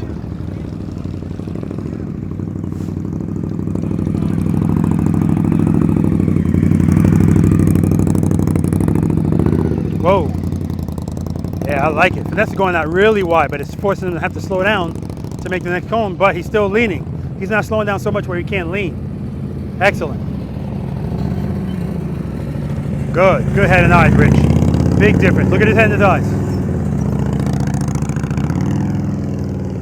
Nice. You should look like a bobblehead in here.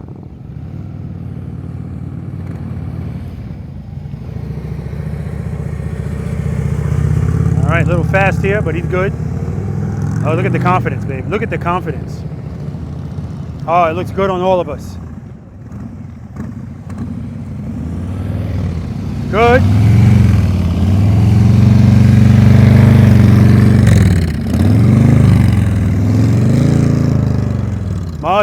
Much better, Tony. All right, guys, we're gonna move on to exercise number 6, the infamous U-turn. You guys are really pioneers, because usually when I get to this exercise, all the motorcycles are behind me. And now no, I like this better. I want people to be, I want the people to see you. All right? All right. How interesting is it, Mike? Yes, sir. Not Rich. Tell me your name again. Edwin. Okay. How interesting is it that I heard Edwin tell Lori, first time felt awkward. The last time, oh my God, he was almost dragging the boards going down, right? I say it all the time, man, confidence looks so good on us. It just does, man. And Tony, same thing. He started out one way. And the problem with Tony the first time, what was the problem the first time, Tony? Okay. He was going too slow. If you're going slow, you can't lean. That was the only problem. He corrected that. First time Rich went down, he was molesting my cones with his eyes. After that, he looked like a bobblehead. And that's what I want you to look like. Like his head was just like this, straight ahead the whole time. And then he was boom, boom, boom. Mike, now Lori and Mike practice with hockey puck cones. So they don't have to worry about where those bags are. I was wondering why you did that. To make sure we're wide enough. Good idea. They're not playing. But Mike clipped the cone the first time. He didn't clip a cone again, though, right? That's why I want you guys to be wide. Actually, Rich hit a cone, too, but it wasn't because he wasn't wide enough, because he was getting jiggy with it. He was like, oh. He just started that turn early. That was the only reason that happened, but that looked really good. Any questions on that? And again, a lot of this is a finesse thing, but especially that. If you just set it and forget it and just turn the handlebars, boom, just flow through it. You don't have to do a lot of changing of stuff, right? All right. That brings us to the infamous U-turn, exercise number 6, guys. 27 feet. That's how much room we have. If you want to tackle here, finesse, I know you're going to be here. I know Mike's going to be here. I know Ed's going to be here eventually, if not right away. And I know Rich is going to be here, if not right away, eventually today. But listen, again, this is not a competition. If you want to challenge yourself in 18 feet, you can do it right here too. That way you don't have to worry about any cones. If you don't make it and you're right here, you can say, okay. And we could talk about, if you really want that, I'll say it, like I always say, it's not necessary to make an 18-foot U-turn. It's just not necessary. But if it's something you really want, we'll talk about it, right, when you start doing it, okay? All right, a couple of things, guys. When you come in here to make a U-turn, whatever speed that you're at, if it's appropriate, stay at that speed. Head and eyes first. Handlebars. Head and eyes, handlebar. I want you to look at my camera, or at least look as far left as you can, because we're going to start making left U-turns. I don't want you to get in here and start your turn like this. All right? Head and eyes, handlebars, and then I want you to commit to the lean right away. Right away. Now, what a lot of people do is they don't want to commit to that lean right away, so they turn their head and their eyes and their handlebars, and then they slightly lean, and then when they get about right here, and they're not looking where they're supposed to be, they're looking at these cones, and they see, uh-oh, I'm getting close. Now they lean, and they end up line to line. When if you commit to the lean right away, we already talked about the 3 things that contribute to it. Well, now we're doing all 3 of them. Proper speed, handlebars, lean. Now, again, I don't need 100% from you referring to lean and handlebar turn. Give me 50% of each. 50% handlebar turn, 50% lean. That's going to make you golden. That 100% is golden. But if you decide, hey, I don't want to lean a lot, I'm going to give him 20% lean. Then I'm going to need 80% handlebars, or vice versa. I'm talking about just keeping you in. My goal for you really is 24 feet. So if you're line to line, we're going to talk about that, because I need you to be at 24 feet. That's like a country road. Usually it's about 24 feet, except that one road in Savannah that I made a U-turn on. Every time we take a ride, matter of fact, we should take a ride after today. You know, we should take a ride someplace nice, nothing crazy because it's hot, but and I want to take you guys down this road. I'm going to call it Preloader Nation Lane, because I'm not going to talk about it anymore, but I like the road. I like the road. All right. So that's all I want you guys to do. The first time we come in here, we're going to make a left U-turn. Then I'm going to have you stop and make a U-turn. You can go straight first. Don't worry about it. You don't have to do it like. And then I want you to stop, stop, controlled stop. And when you make these U-turns, guys, I want you coming out of the U-turn facing straight. I don't want you here. I don't want you here. Now that we've discussed it, meaning I said it, you know it. So if your motorcycle's facing any way other than straight, you're not in control at that moment, because you know what you're trying to do. And if you need to, we'll talk about why that happened. That includes people that say, I'm going to go for the 18 feet here. They don't make it, and then they swoop in right here. No. If you don't make it, just stay on that trajectory. You're fine. Don't worry about it. All right? Questions? Demo. So right there, that speed's good for me. Head and eyes.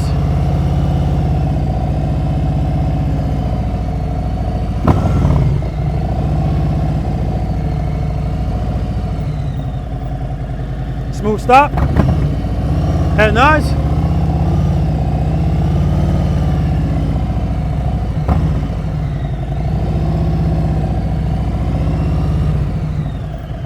Smooth stop. Head nice. Straighten out. Boom. Lori!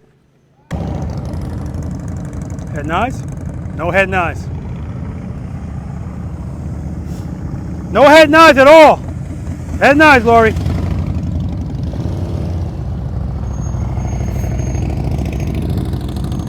Gotta turn those head nice.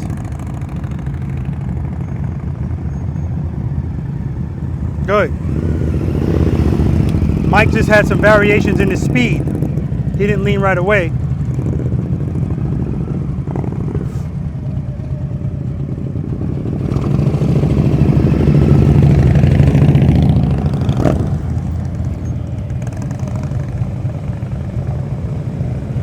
Very nice.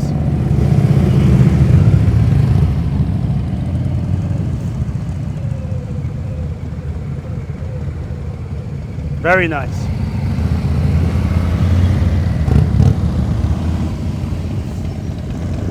Keep that speed constant, constant. Very nice. Very nice.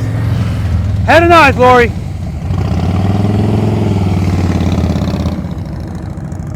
Good, head and eyes.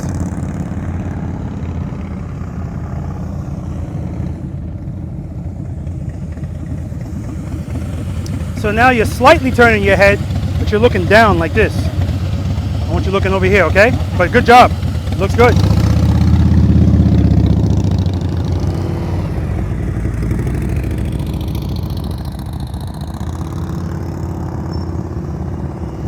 Give me some more head and eyes, Mike. More head and eyes.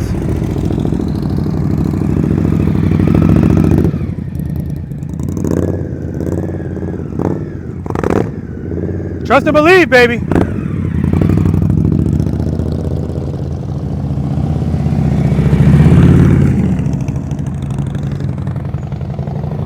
There we go, brother. There we go.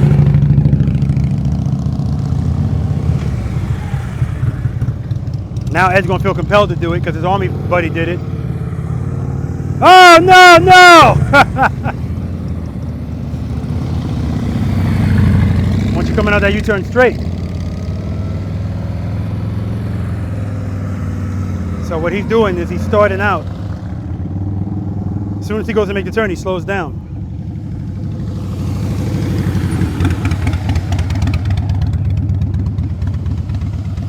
Find me. Good, look at me. Come to me, come on. Look that way, good.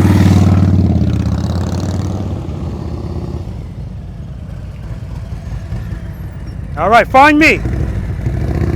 Good, head nice. Come to me. Keep the speed up.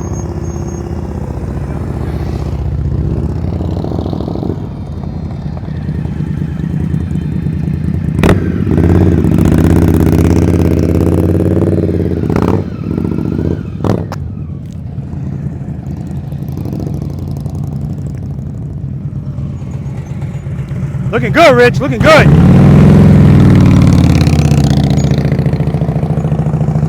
Speed, that's what took him wide.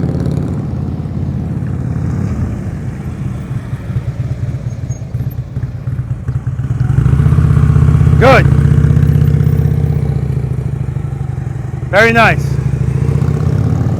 I'm gonna have him go a little bit slower. All right, what you're doing, as soon as you get to the top of the turn, right, you slow down. Right. Keep your speed up. Right. Good. Head nice. Keep speed up. Good. There you go.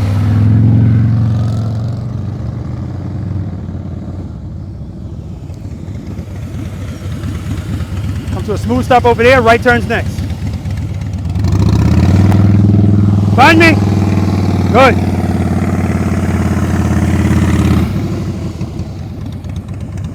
So, if it weren't for these cones, you'd be right here. You actually had to let out of it because you were going to hit these cones.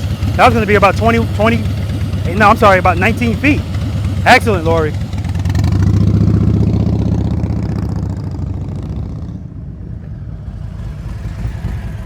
All right, come to a smooth stop. Head nice, find me. Keep speed up, good. All right.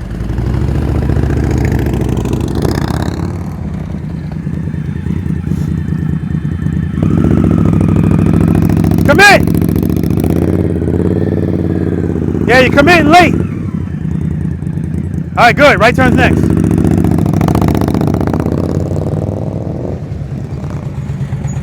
The only reason you went out wide on that one was speed. Commit right away. Good. And nice, commit. Smooth stop. Smooth stop, Rich. Smooth stop. All right. I'm always hammering that rear. Lori, right turns next. Come to a smooth stop.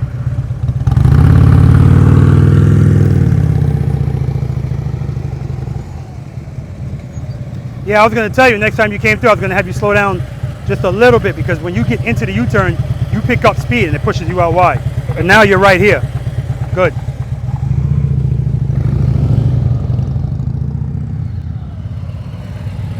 All right, come to a smooth stop. That was better.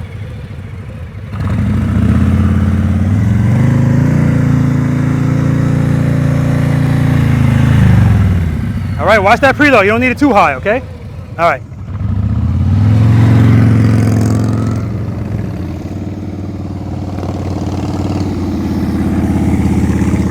Head nice. Find me. Find me.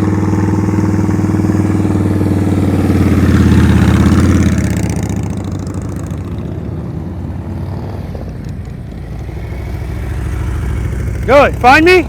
Keep looking at me. Very nice. Very nice. Oh.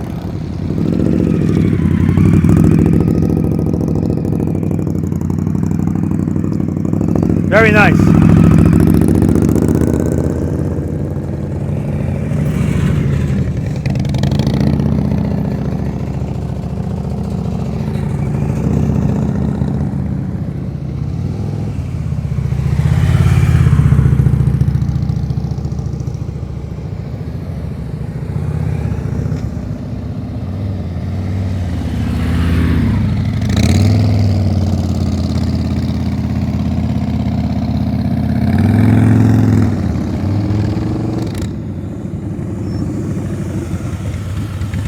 All right, right turn.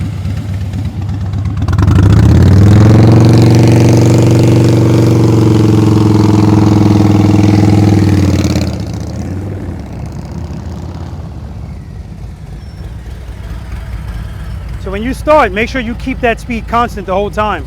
You're kind of slowing down at the top and then speeding up at the end. Okay. All right. Good, head nice. Good, good, good, good. There we go.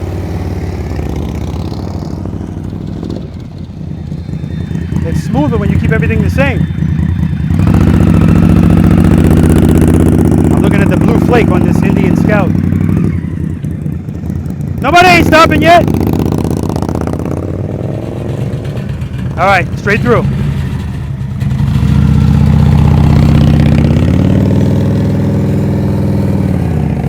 Nice, Rich. I want him to keep his speed under check.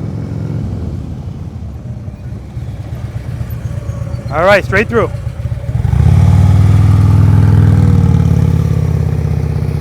Very nice.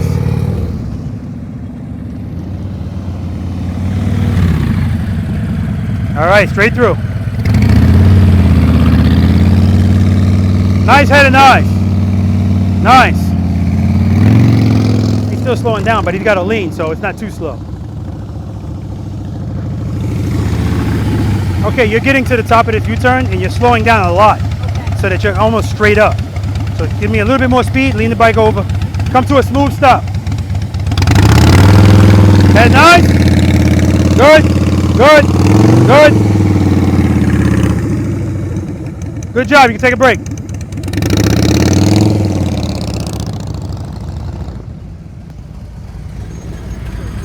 I see the pride in your eyes, Mike. All right, come to a smooth stop, smooth stop.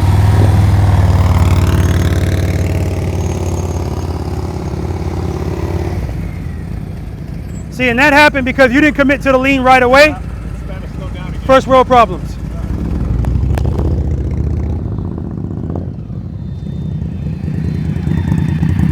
Smooth stop, take a break. Smooth stop, take a break.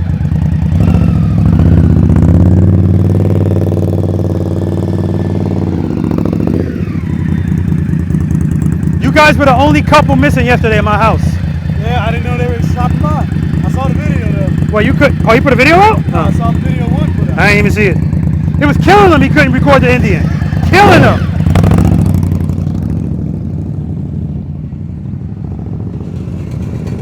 All right, smooth stop. Take a break. You're looking good, Rich.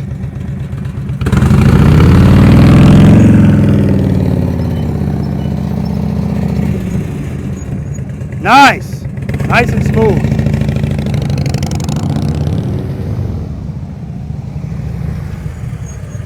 All right, smooth stop. Take a break.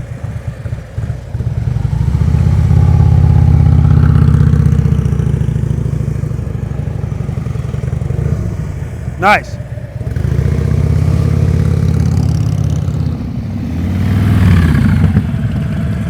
All right, smooth stop, take a break. Keep that speed up. Go ahead, nice, good, good, good.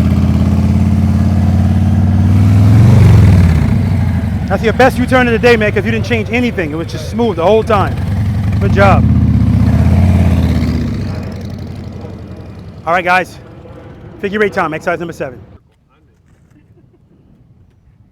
Finesse is pointing to the fact that he's is the ambassadorship you're pointing at? Indian ambassadorship. I ain't got nothing bad to say about that ambassadorship. Definitely helped me out. Definitely helped me out. Any of you guys thinking about buying an Indian? Limited time.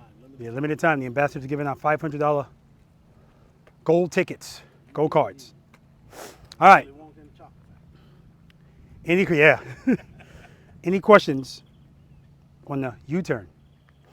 This is great, guys. I mean, it really is. It looks good. The only issue I was seeing with some people is as soon as you got to the 12 o'clock spot of that turn, slow down, right? If you keep everything the same, it's just a nice, smooth U-turn, right? Rich was doing a little rear brake abuse initially, but after that, smooth as butter. Listen, there's nothing wrong with doing these things if you recognize that you're doing them, because then the chances are you won't keep doing it, right? So that's excellent. All right. Exercise number 7, guys, the figure 8, same length, right? The length of the U-turn box was irrelevant, but now it's relevant. This is 46 feet long. Everybody, most of you, you're not gonna need all of this space. But if you need it, use it. Like, don't rip yourself off in here, okay? Corners, well, let me say corner. When you first come in here, this is your entrance, that's your exit. Everybody familiar with the ka-chings? All right, so please, Andy in North Carolina, he did a perfect figure 8, no ka-ching. Why? He came in through here. I don't know what he was thinking. I don't know what he was thinking. I say all the time, I don't make the rules. Oh, actually I do. But I got to be true to the rules. There's some exceptions. When you guys come in here, you're going to go to that corner. Now, if you guys need to walk this with me, you can. Otherwise, it's up to you. But when you come to this corner, I forgot to put the green cones here. When you come to this corner, this is the last time you're looking at a corner until you're getting ready to leave. And that's when you're looking at this exit. Come here, head and eyes, handlebars. I want you to look at this cone over here, or look at that tree. I want you to hold the turn, hold it. When you get right here, I want you to look at this cone. And that's where I want you to go. Hold this turn, hold it, hold it, hold it. And people have a tendency to start coming out here. I don't want you to do that because you're just making this turn tighter than it has to be. Hold this turn. When you transition, I want you facing this way, or maybe a little bit this way. But the more you turn this way, the easier this next turn is going to be. Now, all of us don't need to do that. If you don't need all the space, you don't have to use it all. When you transition, like I said over there, transition. Boom. Head and eyes. Look at the pole. Hold this turn. If you need it all, use it all. I'm talking about width and length. If you need to come all the way over here, come all the way over here. 12 o'clock, look over there. Hold it. Hold it. Hold it. Hold it. Don't start coming out. Hold it. Hold it. I want you straight. Head and eyes, transition. Handlebars. Do it again. Exit. Ka-ching. If you don't hit anything, don't put a foot down. Don't use any foul language. Any questions? All right, so I'm going to run through it, and then I'm going to do it in 4 parking spaces. Nothing's going to change as far as my throttle, my head and eyes. The only thing I'm going to do is lean more, turn the handlebars more. That's it. But again, I don't need you guys to do that.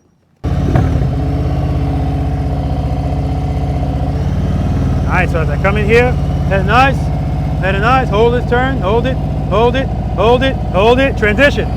Use all the space. Hold it, transition. Transition.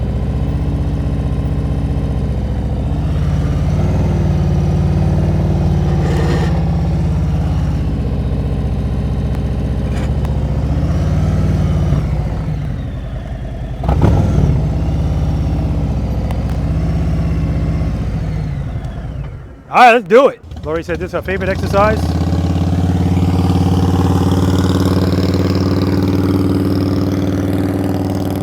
She's off the line, but she doesn't need all the space. Nice. What did she say she was, guys? A 4? I told you right from the start she was sandbagging.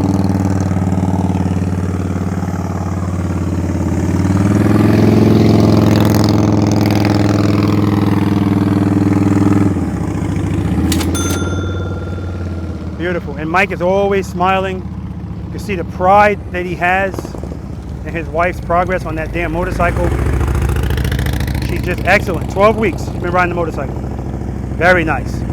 Look at that. Mike came all the way this way. He transitioned when he was facing all the way this way. Good. Another sandbagger. He said, yeah, this is not my favorite exercise. Look at him. That freaked him out. He jumped when he scraped. You get, oh yeah, you get a ka-ching. He said, do I not get a ka-ching?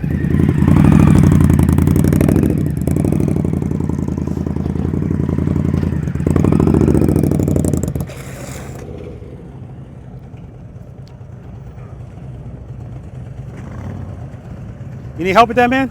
No. What happened? A whole lot of everything. All right, clutch. Clutch. Did you? Because I was like, did he lean it too much? No, you didn't. I don't know what the hell happened. I almost feel like. Well, I've been freaking out this entire time, thinking I'm gonna scrape it. Well, you did that. Yeah. So good, we got that out of the way. Sometimes, like I had to get used to the fact that I'm not used to something moving up like that. That's small, and as soon as I felt that, I was like, ah, clutch in. Yeah. I think that's what happened. So it turns out what actually happened is you can actually hear his preload go all the way down and then the bike fall. Because again, if you're leaning the bike that much, the only thing keeping it up is the power. You're going to hear the power go down and then the bike fall. Watch.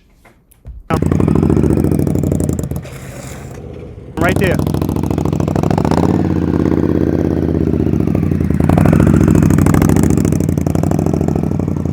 And although he's doing it clean here, can't give him a ka-ching. Ah, it's a damn shame. Sorry.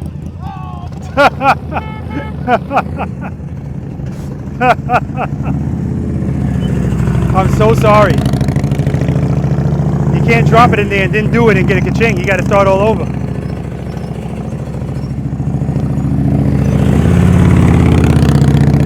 Nice. This is the General Lee. I got to ask him what the name of this bike is. Nice, trust and believe, baby. Oh man, this bag just missed that cone. I've seen that happen too.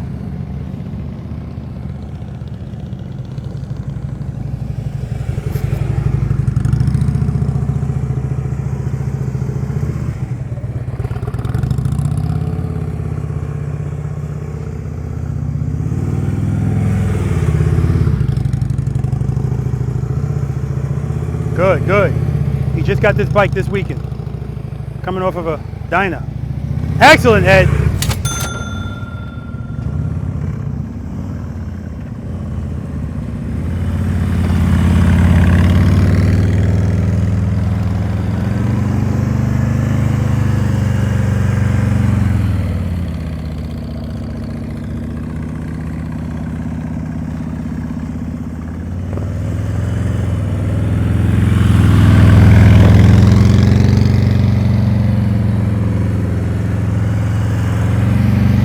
had to give Tony a hat because he was cooking out here.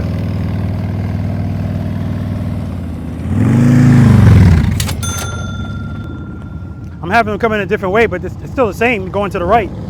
But sometimes, you know, the mind is a funny thing. So they're still going to the right. Nothing's changed. They're not starting with a left turn first. I'm sorry, they're not starting with a right turn first. They're still starting with a left turn first. Just coming from a different way.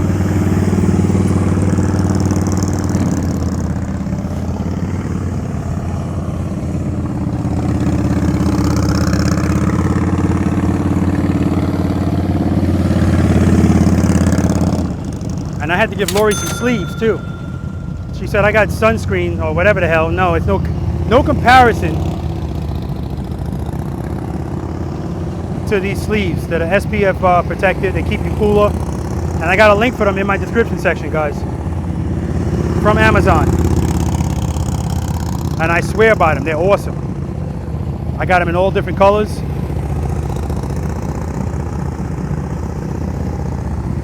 Mike is looking good. Uh-oh! Whoa, that was close. Speed almost bit him at the end.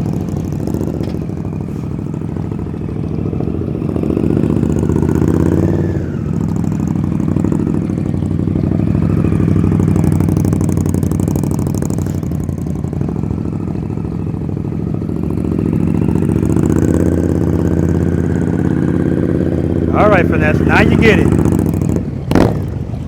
Ching, baby. Now you got it. Yeah, Rich is feeling it now.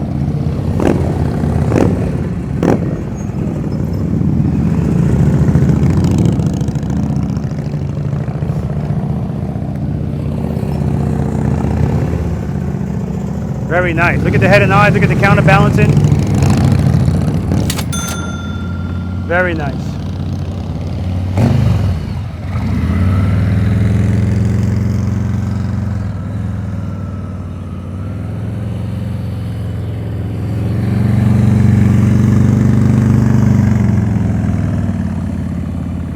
Good, good. A little too slow. Give me some more speed. Lean it over. Good. Good. Nice, Tony, nice.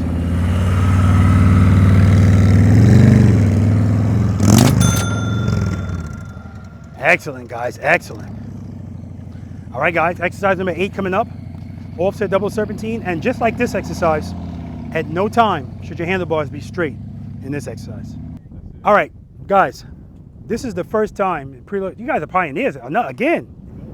First time in Preloader Nation history that I'm looking forward to the ride after the session more than the practice session, because it's just a joy to ride with people where I don't have to think twice about doing something, I just do it. And every ride I go on, if I'm leading it, I have routes that have purposes. This stuff's always going to come up in my ride, so that's why a lot of times people don't want me to ride. Nothing crazy, but you know, like there's a certain exit we're going to get off of that's a nice long exit. So because we live in Florida and Georgia, where we don't have a lot of, everything is flat and straight, we don't have a lot of practice looking through turns.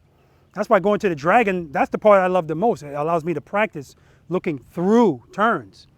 And the one time I stopped looking just for a second, I felt I kind of went a little wide. It's amazing what that does. All right, questions on the figure 8. I can't wait to the exit interview as well to hear what these sandbaggers have to say, because I warned them in the beginning that it was a sandbag. 4 and the 5, is that what was said? 4. Oh shit, it was even worse. All right, okay.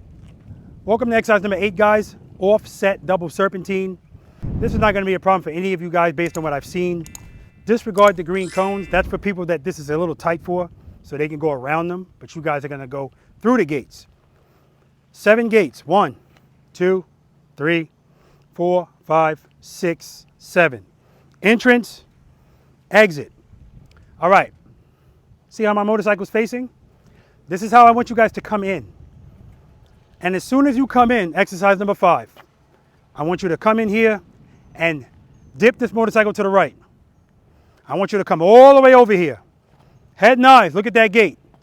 Now, every time I tell people this, they say, screw you, straight to the gate. Or if they do dip, they dip and just go like this. So you're still going straight to the gate. So Mike, you're right. Dip to the right. Now, if you don't want to do that, that's fine, because again, the way you guys are riding, you don't need to do it, right? The only thing it does help is you're pretty much doing figure eights again. So it's giving you practice, dipping and dipping and dipping. That's all it is, because yeah, when you do this properly, at no time should your handlebars be straight. If you go straight for it, they're gonna be straight while you're going to it, and the next one, all right? That's all you're gonna do coming down. Dip, head nice, handlebars, hold the turn, hold it. When you get right here, look at the gate you came from. Keep looking at it, go to it, hold it. Don't start coming out, hold it, hold it, hold it, head nice, transition. Now again, this is about being coordinated too. If you transition late, you're gonna go over this line. Your goal is to stay within the lines, okay? So on and so forth till you get to the end. Questions? Demo.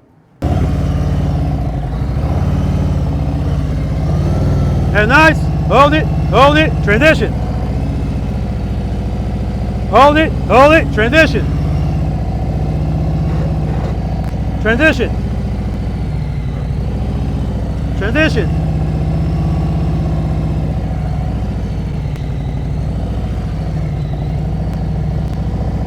Straighten out.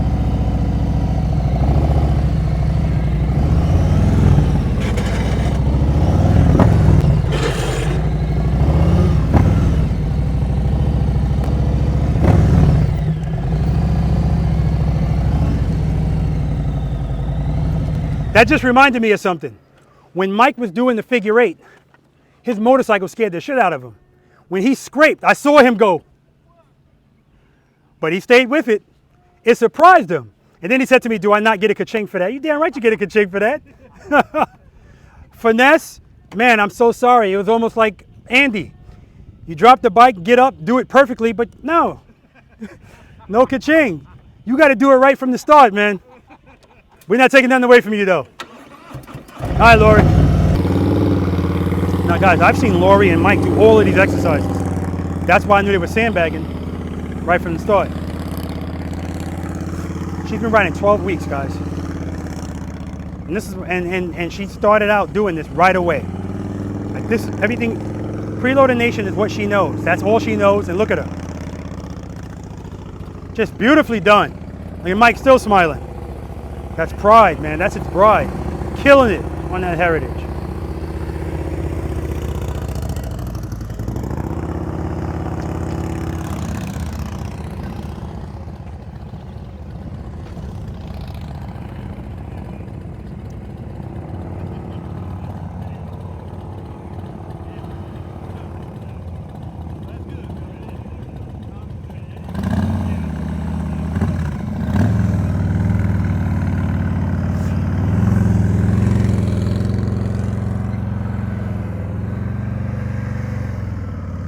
Very nice.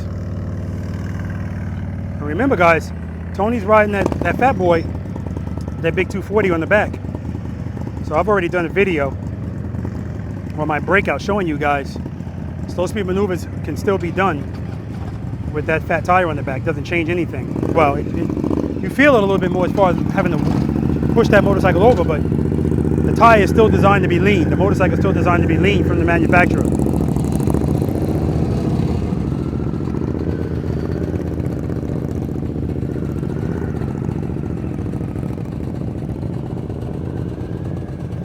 Very nice.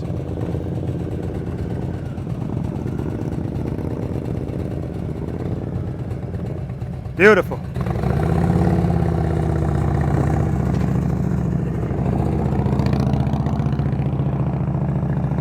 Rich is feeling his bike, man. His bag, see, he's got short bags. If he had extended bags, he would have hit that cone. So remember, guys, I don't want you to hug the inside cones. I want you closer to the outside cone, like right there. That was perfect. Nice.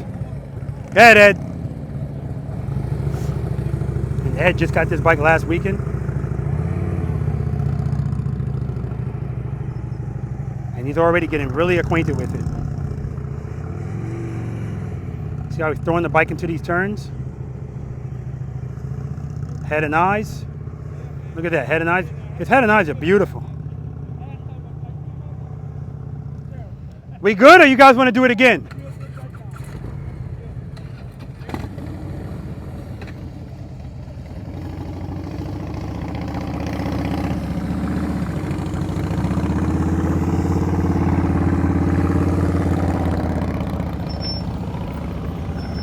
And guys, I'm gonna tell you right now, when I ask their number at the end, I'm gonna walk off the camera. Because knowing them, they'll go up one number, which means she'll say she's a 4, and Mike will say he's a 5. And that's just, I gotta save those sandbags. We get pop-up storms all the time here in Pula.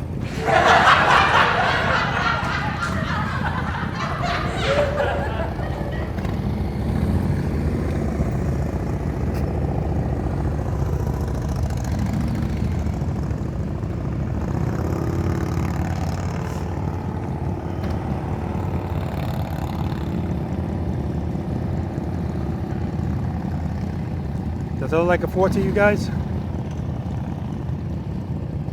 Very nice.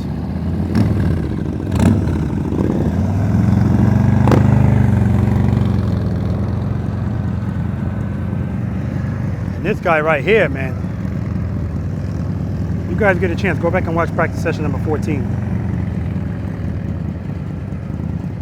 This is, you know, guys, wanted to see the Preloader Nation is consistency.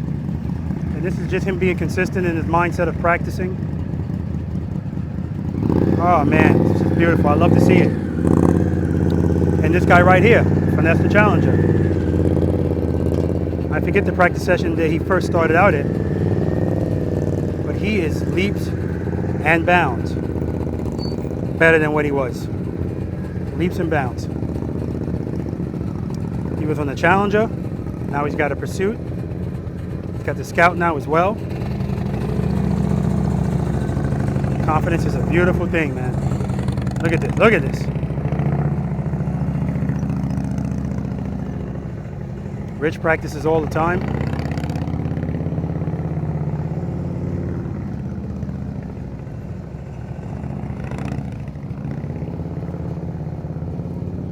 Very nice.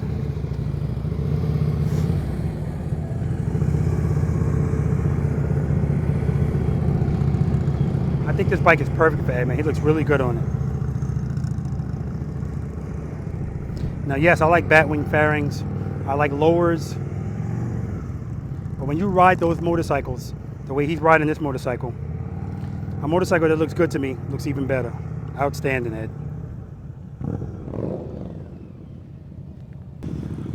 All right, guys, last numbered exercise, Abominable Snowman. All right. This is what you've all been waiting for, allegedly. Exercise number 9, Abominable Snowman. So I love this exercise because I think there's something in here for everyone. Definitely today it is, right? Any questions on the offset? Yeah, I didn't think so. This is like beneath you guys at this point. All right, guys, the green cones just separate the circles. This is a 27-foot circle. Keep in mind, a circle's tighter than a box. So use your space, use it all. 27, 25, 22, 18. This is your entrance and your exit. So this is, well, I don't have to explain that any further. Placement, hug 'em, commit. Rich, Ed, Finesse, unbelievably, Tony. Your head and eyes is awesome, just awesome. You guys, it's getting there. It's much better than it was when you first got here, right? But when you guys come in here, same thing. So if you were struggling to do any types of turns or U-turns, that's all this is. You hear me going, hold it, hold it. That's all this is. Set it and forget it. Placement, hug 'em, commit. Tony, what am I talking about when I say placement, hug 'em, commit? Let's test your watching knowledge. Forget about that question. What's always step number 1? First key. That's right. Am I picking on them? No, but repetition equals retention. If I keep asking him, he's going to remember. All right, placement. I'm talking about your front wheel. Put it right here. Placement. Don't put it here. Now, all of you guys could put it here in this circle, you're not gonna have a problem. Placement, hug them. Hug these two cones. Hug them. And when you get up here, commit to the lean. All right? If you start to turn here, it's going to catch you over there. If you don't hug these two cones, even if you place the wheel properly, if you start here, the space you give up here, it's going to catch you there. It's a circle, right? This is arithmetic. That's all it is. Placement, hug them, commit. If you want to come in here and just do the 27 feet, go around, go out, or you can go around twice and go out if you want. If you want to go to 25 feet, go around. Come over here, same thing. Placement, hug them, commit. Nobody here is riding a road glide, so we can all kind of see where the front wheel is on our motorcycle. So placement, hug them, commit. All right? Now, finesse, he's going to have to commit earlier because his handlebars don't turn as much and he doesn't have a lot of lean angle. All right? Again, not a problem. The top circle, you need a key card to get up there. All right? That's my neighborhood. I don't take kindly to people trespassing. Listen, I'm kidding. If you want to go up there and knock yourself out, not literally, go up there. But remember, placement, hug 'em, commit is imperative up there. Here, you can kind of screw around. Up there, you don't have any space to give away. And that whole commit to the lean right away, you got to do that. Commit to the lean right away when you commit. So that's 18 up top? That's 18 feet. Circle. Don't even bother. I want you to do 27, 25, 22. Well, I was thinking more 27. That's fine then. If you want to do 27 and out, fine. I might attempt to, you know. We'll see how you do when you do the 27. I just asking. I don't want to go in there. Okay, okay. But we'll see how you do, because if you do 27 feet, if you use your space properly, even if you don't, if I see you got like this much space, I'm going to say next time you come in, just try the next one. Right. What's your strength, rights or lefts? I think right. Okay, so when you come in here, make a right turn here. Then if you want to go further, the left turn will be in the... Right. No, you said your rights are the stronger. Yeah, my right. Make a left turn here. So when you get to the tighter one, you're making your strong side, right turn. Okay? Yep. Now I'm going to run through these circles. If any of you guys want to see exactly where I'm putting my wheels, just go up to the 18-foot circle, because that's where I'm going to stay. My placement, hug them, commit, and I'm going to make sure I use all of the space, which is going to allow me to make that turn, and nothing should be scraping. If you hear scraping, it's because in that turn, I should have said this too. If you're going to stay in a circle, remember, we're not on train tracks. So you have to pay attention to what's going on and adjust accordingly. Sometimes I have to open the clutch up a little bit, squeeze it a little bit, give it a little bit of rear brake, open up the handlebars a little bit so I go deeper into it so I can use all of the space. So you know what I mean? You got to make changes. Sometimes people go in here and they make the first circle, and then the next time they're wondering, why the hell is it tight now? Not on train tracks. Yeah, but when you go in here, you're coming like this first, right? I'm going this way first, but I can go that way first too. You know. Yeah, but when I come in, I'm gonna go this way first. Okay. I'm gonna try that. Yeah. And when you guys do this, whatever way you go in the first time, the second time, go the other way. Yeah, I got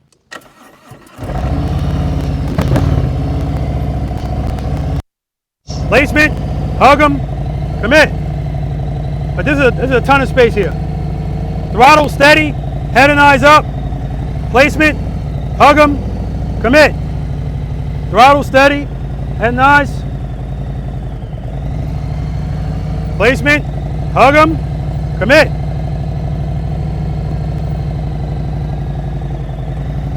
Placement, hug them, commit. So if I go all the way to the top, on the top and the bottom, there's plenty of space. Nothing's dragging.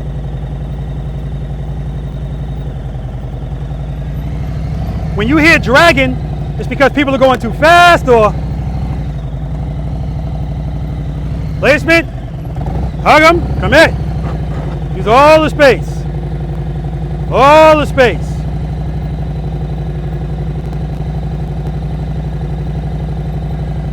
That's it. Questions? All right, let's do it.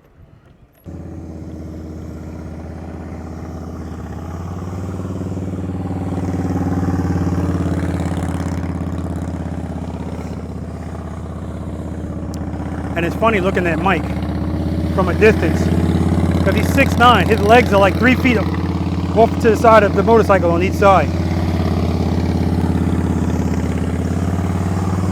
Very nice, Lori. Look at Lori going in my neighborhood. But again, guys, 12 weeks and she's going for it.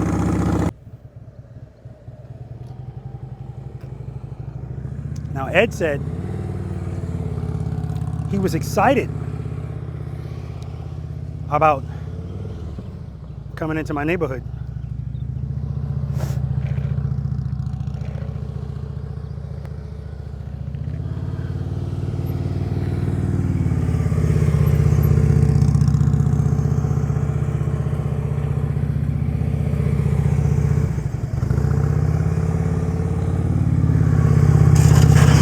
Watch that foot, baby. That's 10 push-ups, Ed. Good job.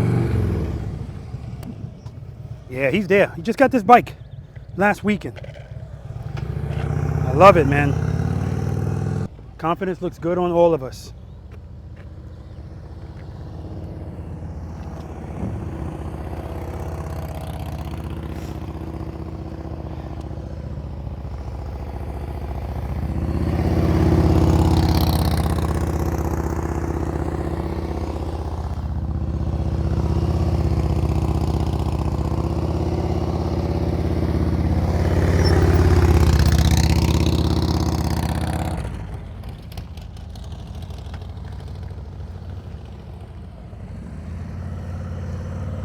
Ed's doing his push-ups.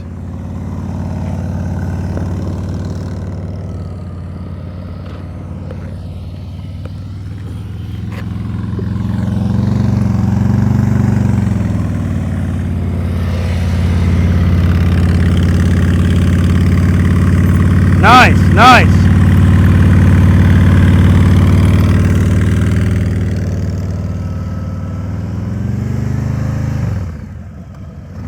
Ten push-ups.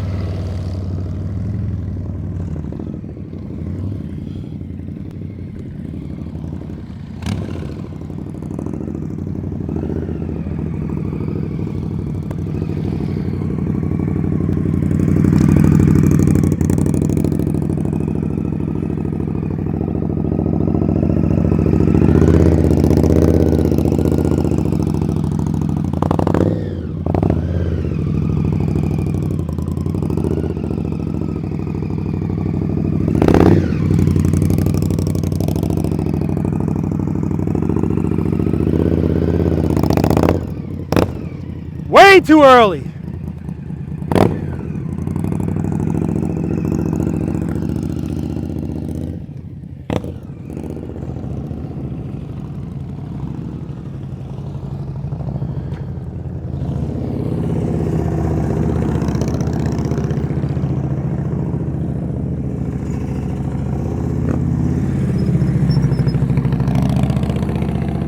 I may as well move down to 18 feet because I know that's where Rich is going.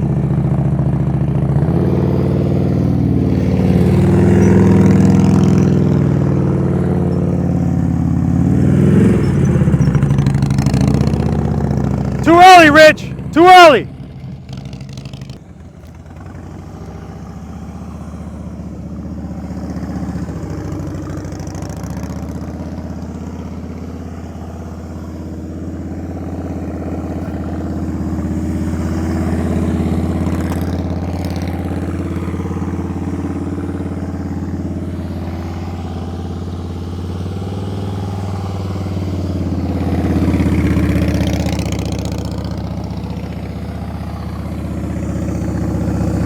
Hug him! Commit! Commit! Commit! Ah! 10 push-ups! Again, this is unnecessary. But that woman's been riding 12 weeks, guys. And she's in here trying to do the 18-foot circle. It's phenomenal.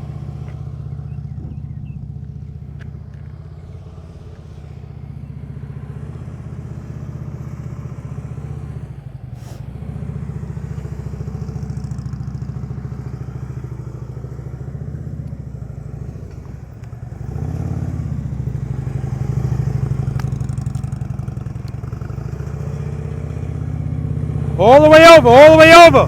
Hug him, commit. Commit, commit, commit.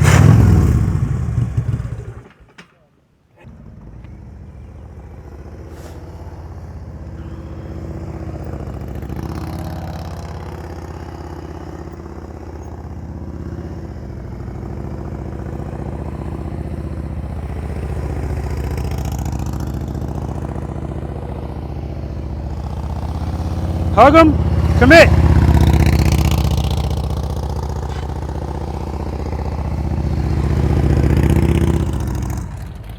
Take a break.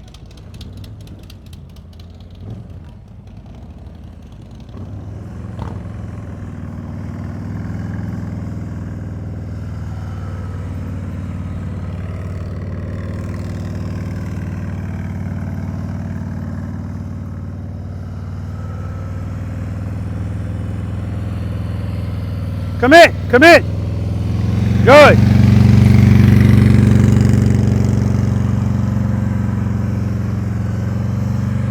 All the way over.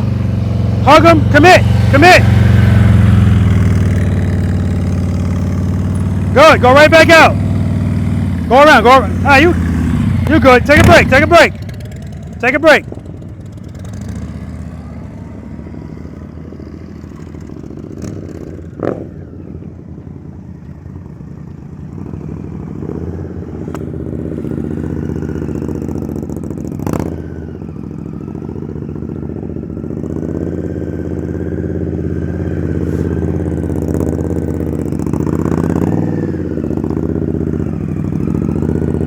Ah!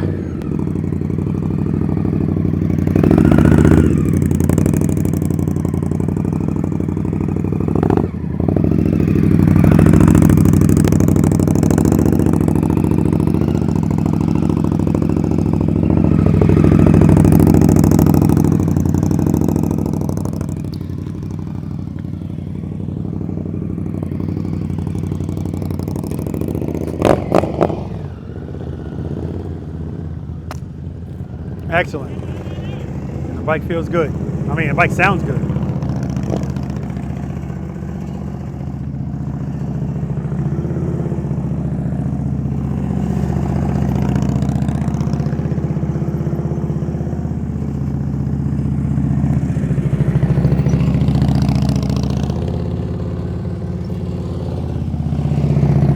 Get that speed in check.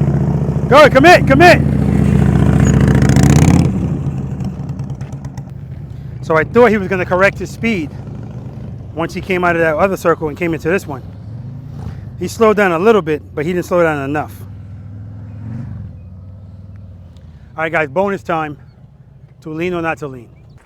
Guys, you don't know how much I love seeing the confidence. Seeing 12 weeks, number 3 over there, even entering that top circle. Seeing Ed that just got that bike last weekend in top of that circle. Seeing Rich in the top of that circle. Seeing Finesse going in that circle. And seeing Mike going in that circle. So at the end of the day, the only shortcoming that all 3 of you have is when it's time for you to lean, you don't like it. You don't like it, and you put a foot down. So Laura, I think you have to 30 push-ups today? No, I did my 10 and I owe you 10 more. Okay, good. So you're on top of it. So on top of it. You owe me 40. And you owe me more than 40. You owe me 40 in one instance. Because I don't think you guys notice, if you put your foot down and then you do this, I'm counting those. 10, 20, 30, you know. Right? All right, bonus time, guys. To lean or not to lean? That's the question. Finesse, this is yours for the taking, man. I'm just saying. Although I did say I'm going to start doing categories. Like if you're riding a little Indian bike, then that's one category, and you know.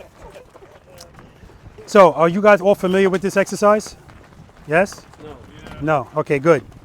So the cones are 10 feet apart. Right. And the purpose is 7 cones. The purpose is to get through all the cones. But your best bet is to do it straight up. But sometimes you may have to lean. So it depends on what's going on, to lean or not to lean. Whoever gets the most cones is the winner. I count a cone if your rear wheel passes it. If you put a foot down, of course I don't count that cone. All right, best of 3. Questions? I'm gonna demo it And you guys can have at it. I don't give anybody any advice, but if you watch the videos, you've heard it. I'll let you go through it, and then at the end, I'll talk about it. All right, guys, and the elephant in the room is this vest that I'm wearing. No, it's not a ballistic vest. It's actually a cooling vest. And Anita got this for me a little while ago. I'll put a link for it in the description section. But it's awesome. There's ice in the bladder.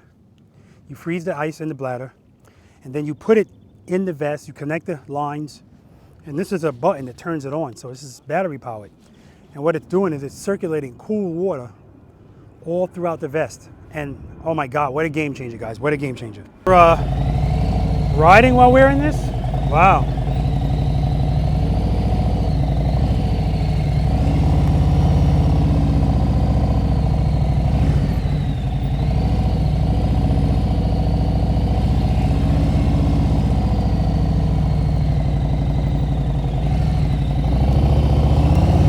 Let's do it!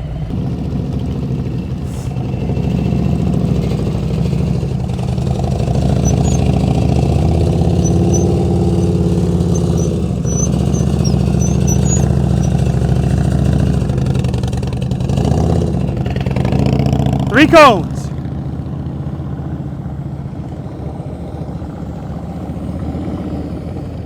Zero cones.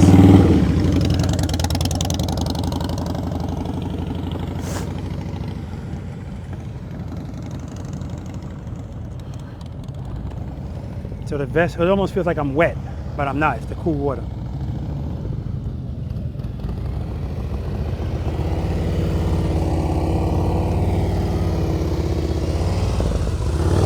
Going a little fast. It's gonna catch up to him.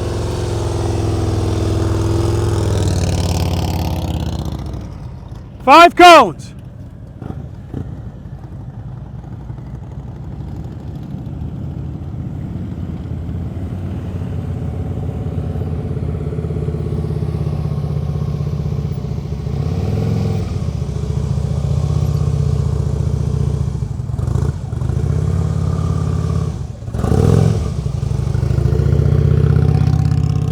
Five cones.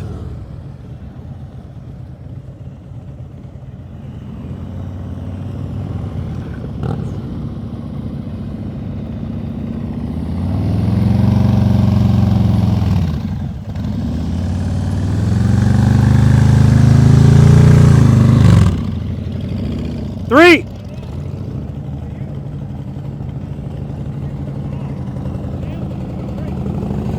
All right, so this time Rich slowed down. You gotta do this slow. You gotta lock those handlebars. He's pop locking that brake.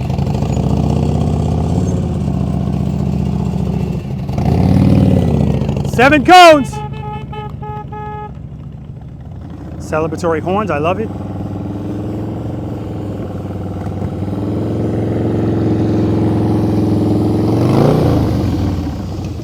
Two cones, 10 push-ups.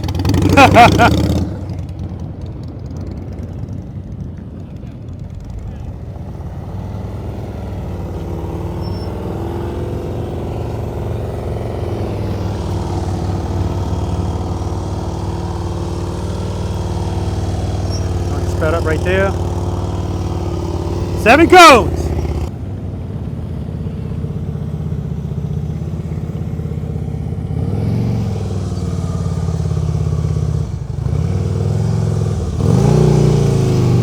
Ah, that's it. 4 cones. 7 cones right there. 7 cones.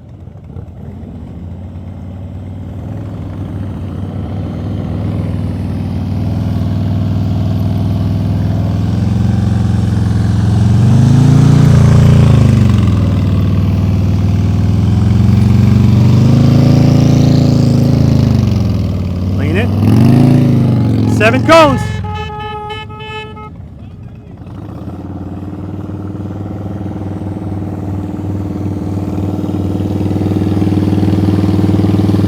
Turn those bars. Turn it. There we go. Turn it. One more. Turn it. Ah! 5 cones. That's very good. 12 weeks, guys.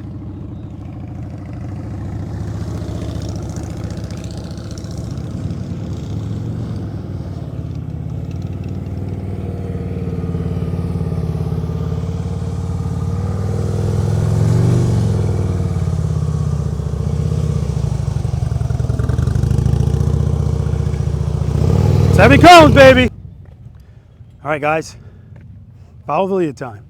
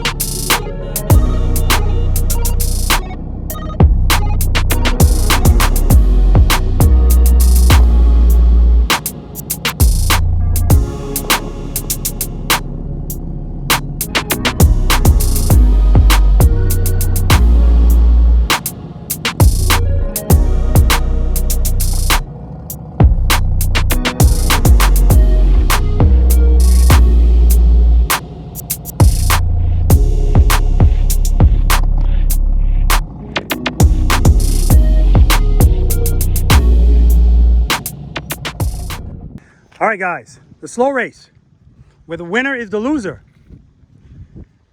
Here are the rules. They're very simple. I'm gonna have my arm in the air. I'm gonna say, on your mark, get set. My hand's gonna come down on go. When my hand hits my leg, if your foot is still on the ground, you're out. Just stay there. If you put a foot down, stop where you are.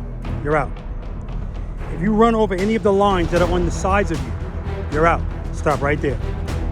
If you're heading your eyes straight ahead, trust me, it makes a difference. Questions? V.I.Preloader, start your engines. And one preloader.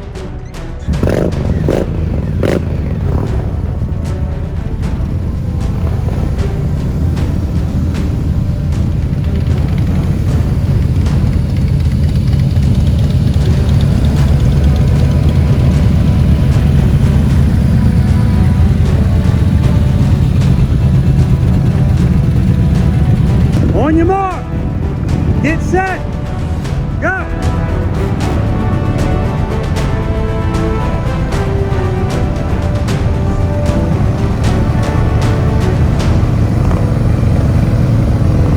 All right, Mike's out, Rich is out.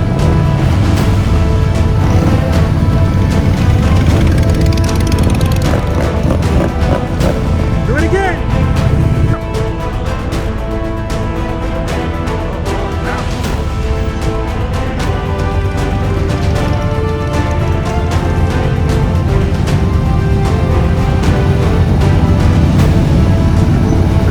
Good, head is out.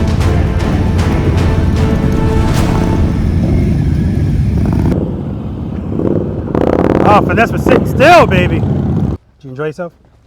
Absolutely. You remember what you rated yourself when you first came out? 5. Any change in that number? Depending on the exercise, Overall. 7 overall. Good. Give me the microphone. Nice to meet you, man. All right. You can stay right there. You don't have to stand up. Nah, I stand up, man. I feel better about myself. I stand You up. feel better? Okay. I stand up, yeah. Stand next to one of them. Then you'll sit back No, down. man. You enjoy yourself? Of course. You remember what you rated yourself? Oh, no. I wasn't here when I first. Yeah, that's right. You weren't. Who the hell are you?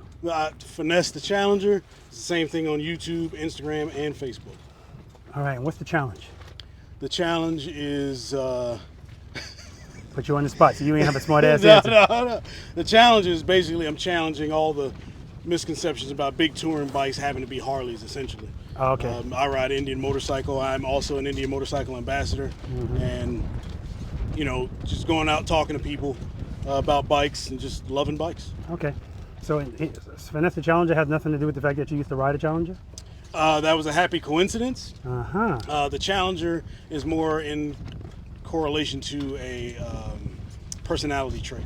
Ah, okay. Someone always going on the edge. Gotcha. I'm gonna call bullshit on that, but I mean, all right. you can look it up. It's in the dictionary. Oh, okay. No, I know it is. But, what do you rate yourself slow speed? 1 to 10. On my pursuit, I'm probably about a 3 or a 4. On this Scout that I brought out here today, I'd probably say about a 6. Dude, wait till you go back and watch this video on that slow race. You stop like this. And I say all the time, if you want to win a slow race, you got to be able to come to a stop at some point. Because the champ, Andy, he wins all the time, but he never stops. Yeah. He's just moving very slowly. So you hear that, Andy? Watch out, man. I don't do a category for that one. Pleasure to see you again, man. Of course, man. Of course. Thank you again for moving Angel around. No, please stay seated. You guys, you've been, Did you guys enjoy yourself? Yes. Awesome. Do you remember what you rated yourself when you first came? I'm not going to be in the frame for this. I was a 3. I said I was a 4. Any change in your number? I don't know. I felt like I didn't do as well as I wanted to today. I'm still waiting for the sandbag. Well, maybe I think because of the 10-foot thing, I got 5 of them. That was good for me. So I'd say maybe a 5. Yep. Mike? I would say 6. Seems like a little much, but 5 or 6. Yeah. 5 or 6. Pleasure to finally meet you both. Good to meet you. Because that number is it's for everything. And I'm always factoring in stuff like you've been riding a motorcycle for 12 weeks. So that's just phenomenal. It really is. Did you enjoy yourself? Absolutely, sir. You remember what you rated yourself when you first came out? I think I said I was 5. Any change in that number? Oh yeah, I'd say at least a 6, maybe closer to a 7 now. Exactly. I didn't do as good as I wanted to today, but I had a blast, and I'll keep practicing. Exactly, and that's the beauty. The goal is not to come out here and get everything, but it's to focus on what you need work on and just practice at it. The fact that you up in the 18-foot circle, even attempting it, and not missing by much, so. I know I can do it. I know you can too. I'm gonna get it next time. Good to see you again, man. Absolutely, sir. Yes, sir. Tony does it again. Yes. You enjoy yourself, man? Oh, very much. You remember what you rated yourself when you first came out? Yeah, 3. Any change in that number? Yeah. 4 today. 4. Okay. I think I that's did pretty a little good. low. Yeah. I think it's a little low. Yeah. Yeah, but good to see you again. I guess I'm going to see you again. Practice session 126. No, you're gonna see me definitely sooner than that. All right, man. Yeah. 125. Watch. Yeah, It's all about the details, man. Come on up, man. All right. What's Sorry your I'm name? late. Steven Hines. All right, so Steve is a V.I.Preloader, and he didn't participate in the whole session, but he showed up just in time for the slow race. Yeah. And you were looking pretty good too, man. I mean, I practice your techniques all the time. Yeah, You yeah. know, as we've talked about before, I do a lot of track days, Mm-hmm. and so I kind of pride myself on being the only guy that can turn around. Yep. Circle. All these other sport bike guys Yep. are they have Yep. to have 8-way turn. So, Mm-hmm, you know, I think a long time ago when I first started coming to do your sessions, I probably thought myself a 3 or 4. Yeah. And I think I'm somewhere in a 6 now. You know, and it just kind of. You know, it's one of those psychological things. You have to remember to do it. You have to remember That's right. to keep it loaded. You have, and I saw one the other day. I thought about forwarding it to you about a guy, and you can watch his eyes. It was one of those police officer rodeo things. You're just watching his head, and so I remember that when I'm riding slow. and it helps. So I'm glad you're still out here doing it. Sorry I didn't get here earlier. No, it's fine, but, man. you know, I think what you're doing is great, and I apply your techniques every time I ride. So I appreciate So I it. love to hear, man. Good Yeah, to man. see you. Yeah, good to see you. All right, guys. What's the temperature? 91 degrees. Practice session number 78 in the books. I had a blast out here with these guys, and let me tell you something. Having riders that are as proficient as these guys were definitely helps when it's this hot. All right, so I want to thank them. They just picked up all of the cones. Particularly, I want to thank Lori and Mike, because 6'9" and 6'2", bending over, picking up cones. That's a lot, man. It's a lot. But again, I appreciate them. I appreciate you guys. Listen, guys, if you're not subscribed to this channel yet, I don't know what the hell's going on, man, but hit that subscribe button, guys. So much information here, so much positivity here. It's a way to show your appreciation and support me. It's free, and you only have to do it once. All right, guys? Listen, guys, seat time doesn't equal practice time, guys. Spend more time being thankful for the things that you have, less time complaining about the things that you don't. And I don't give a damn what kind of motorcycle you ride. All I care about is that you know how to ride it and you're confident when you're riding it. Until next time.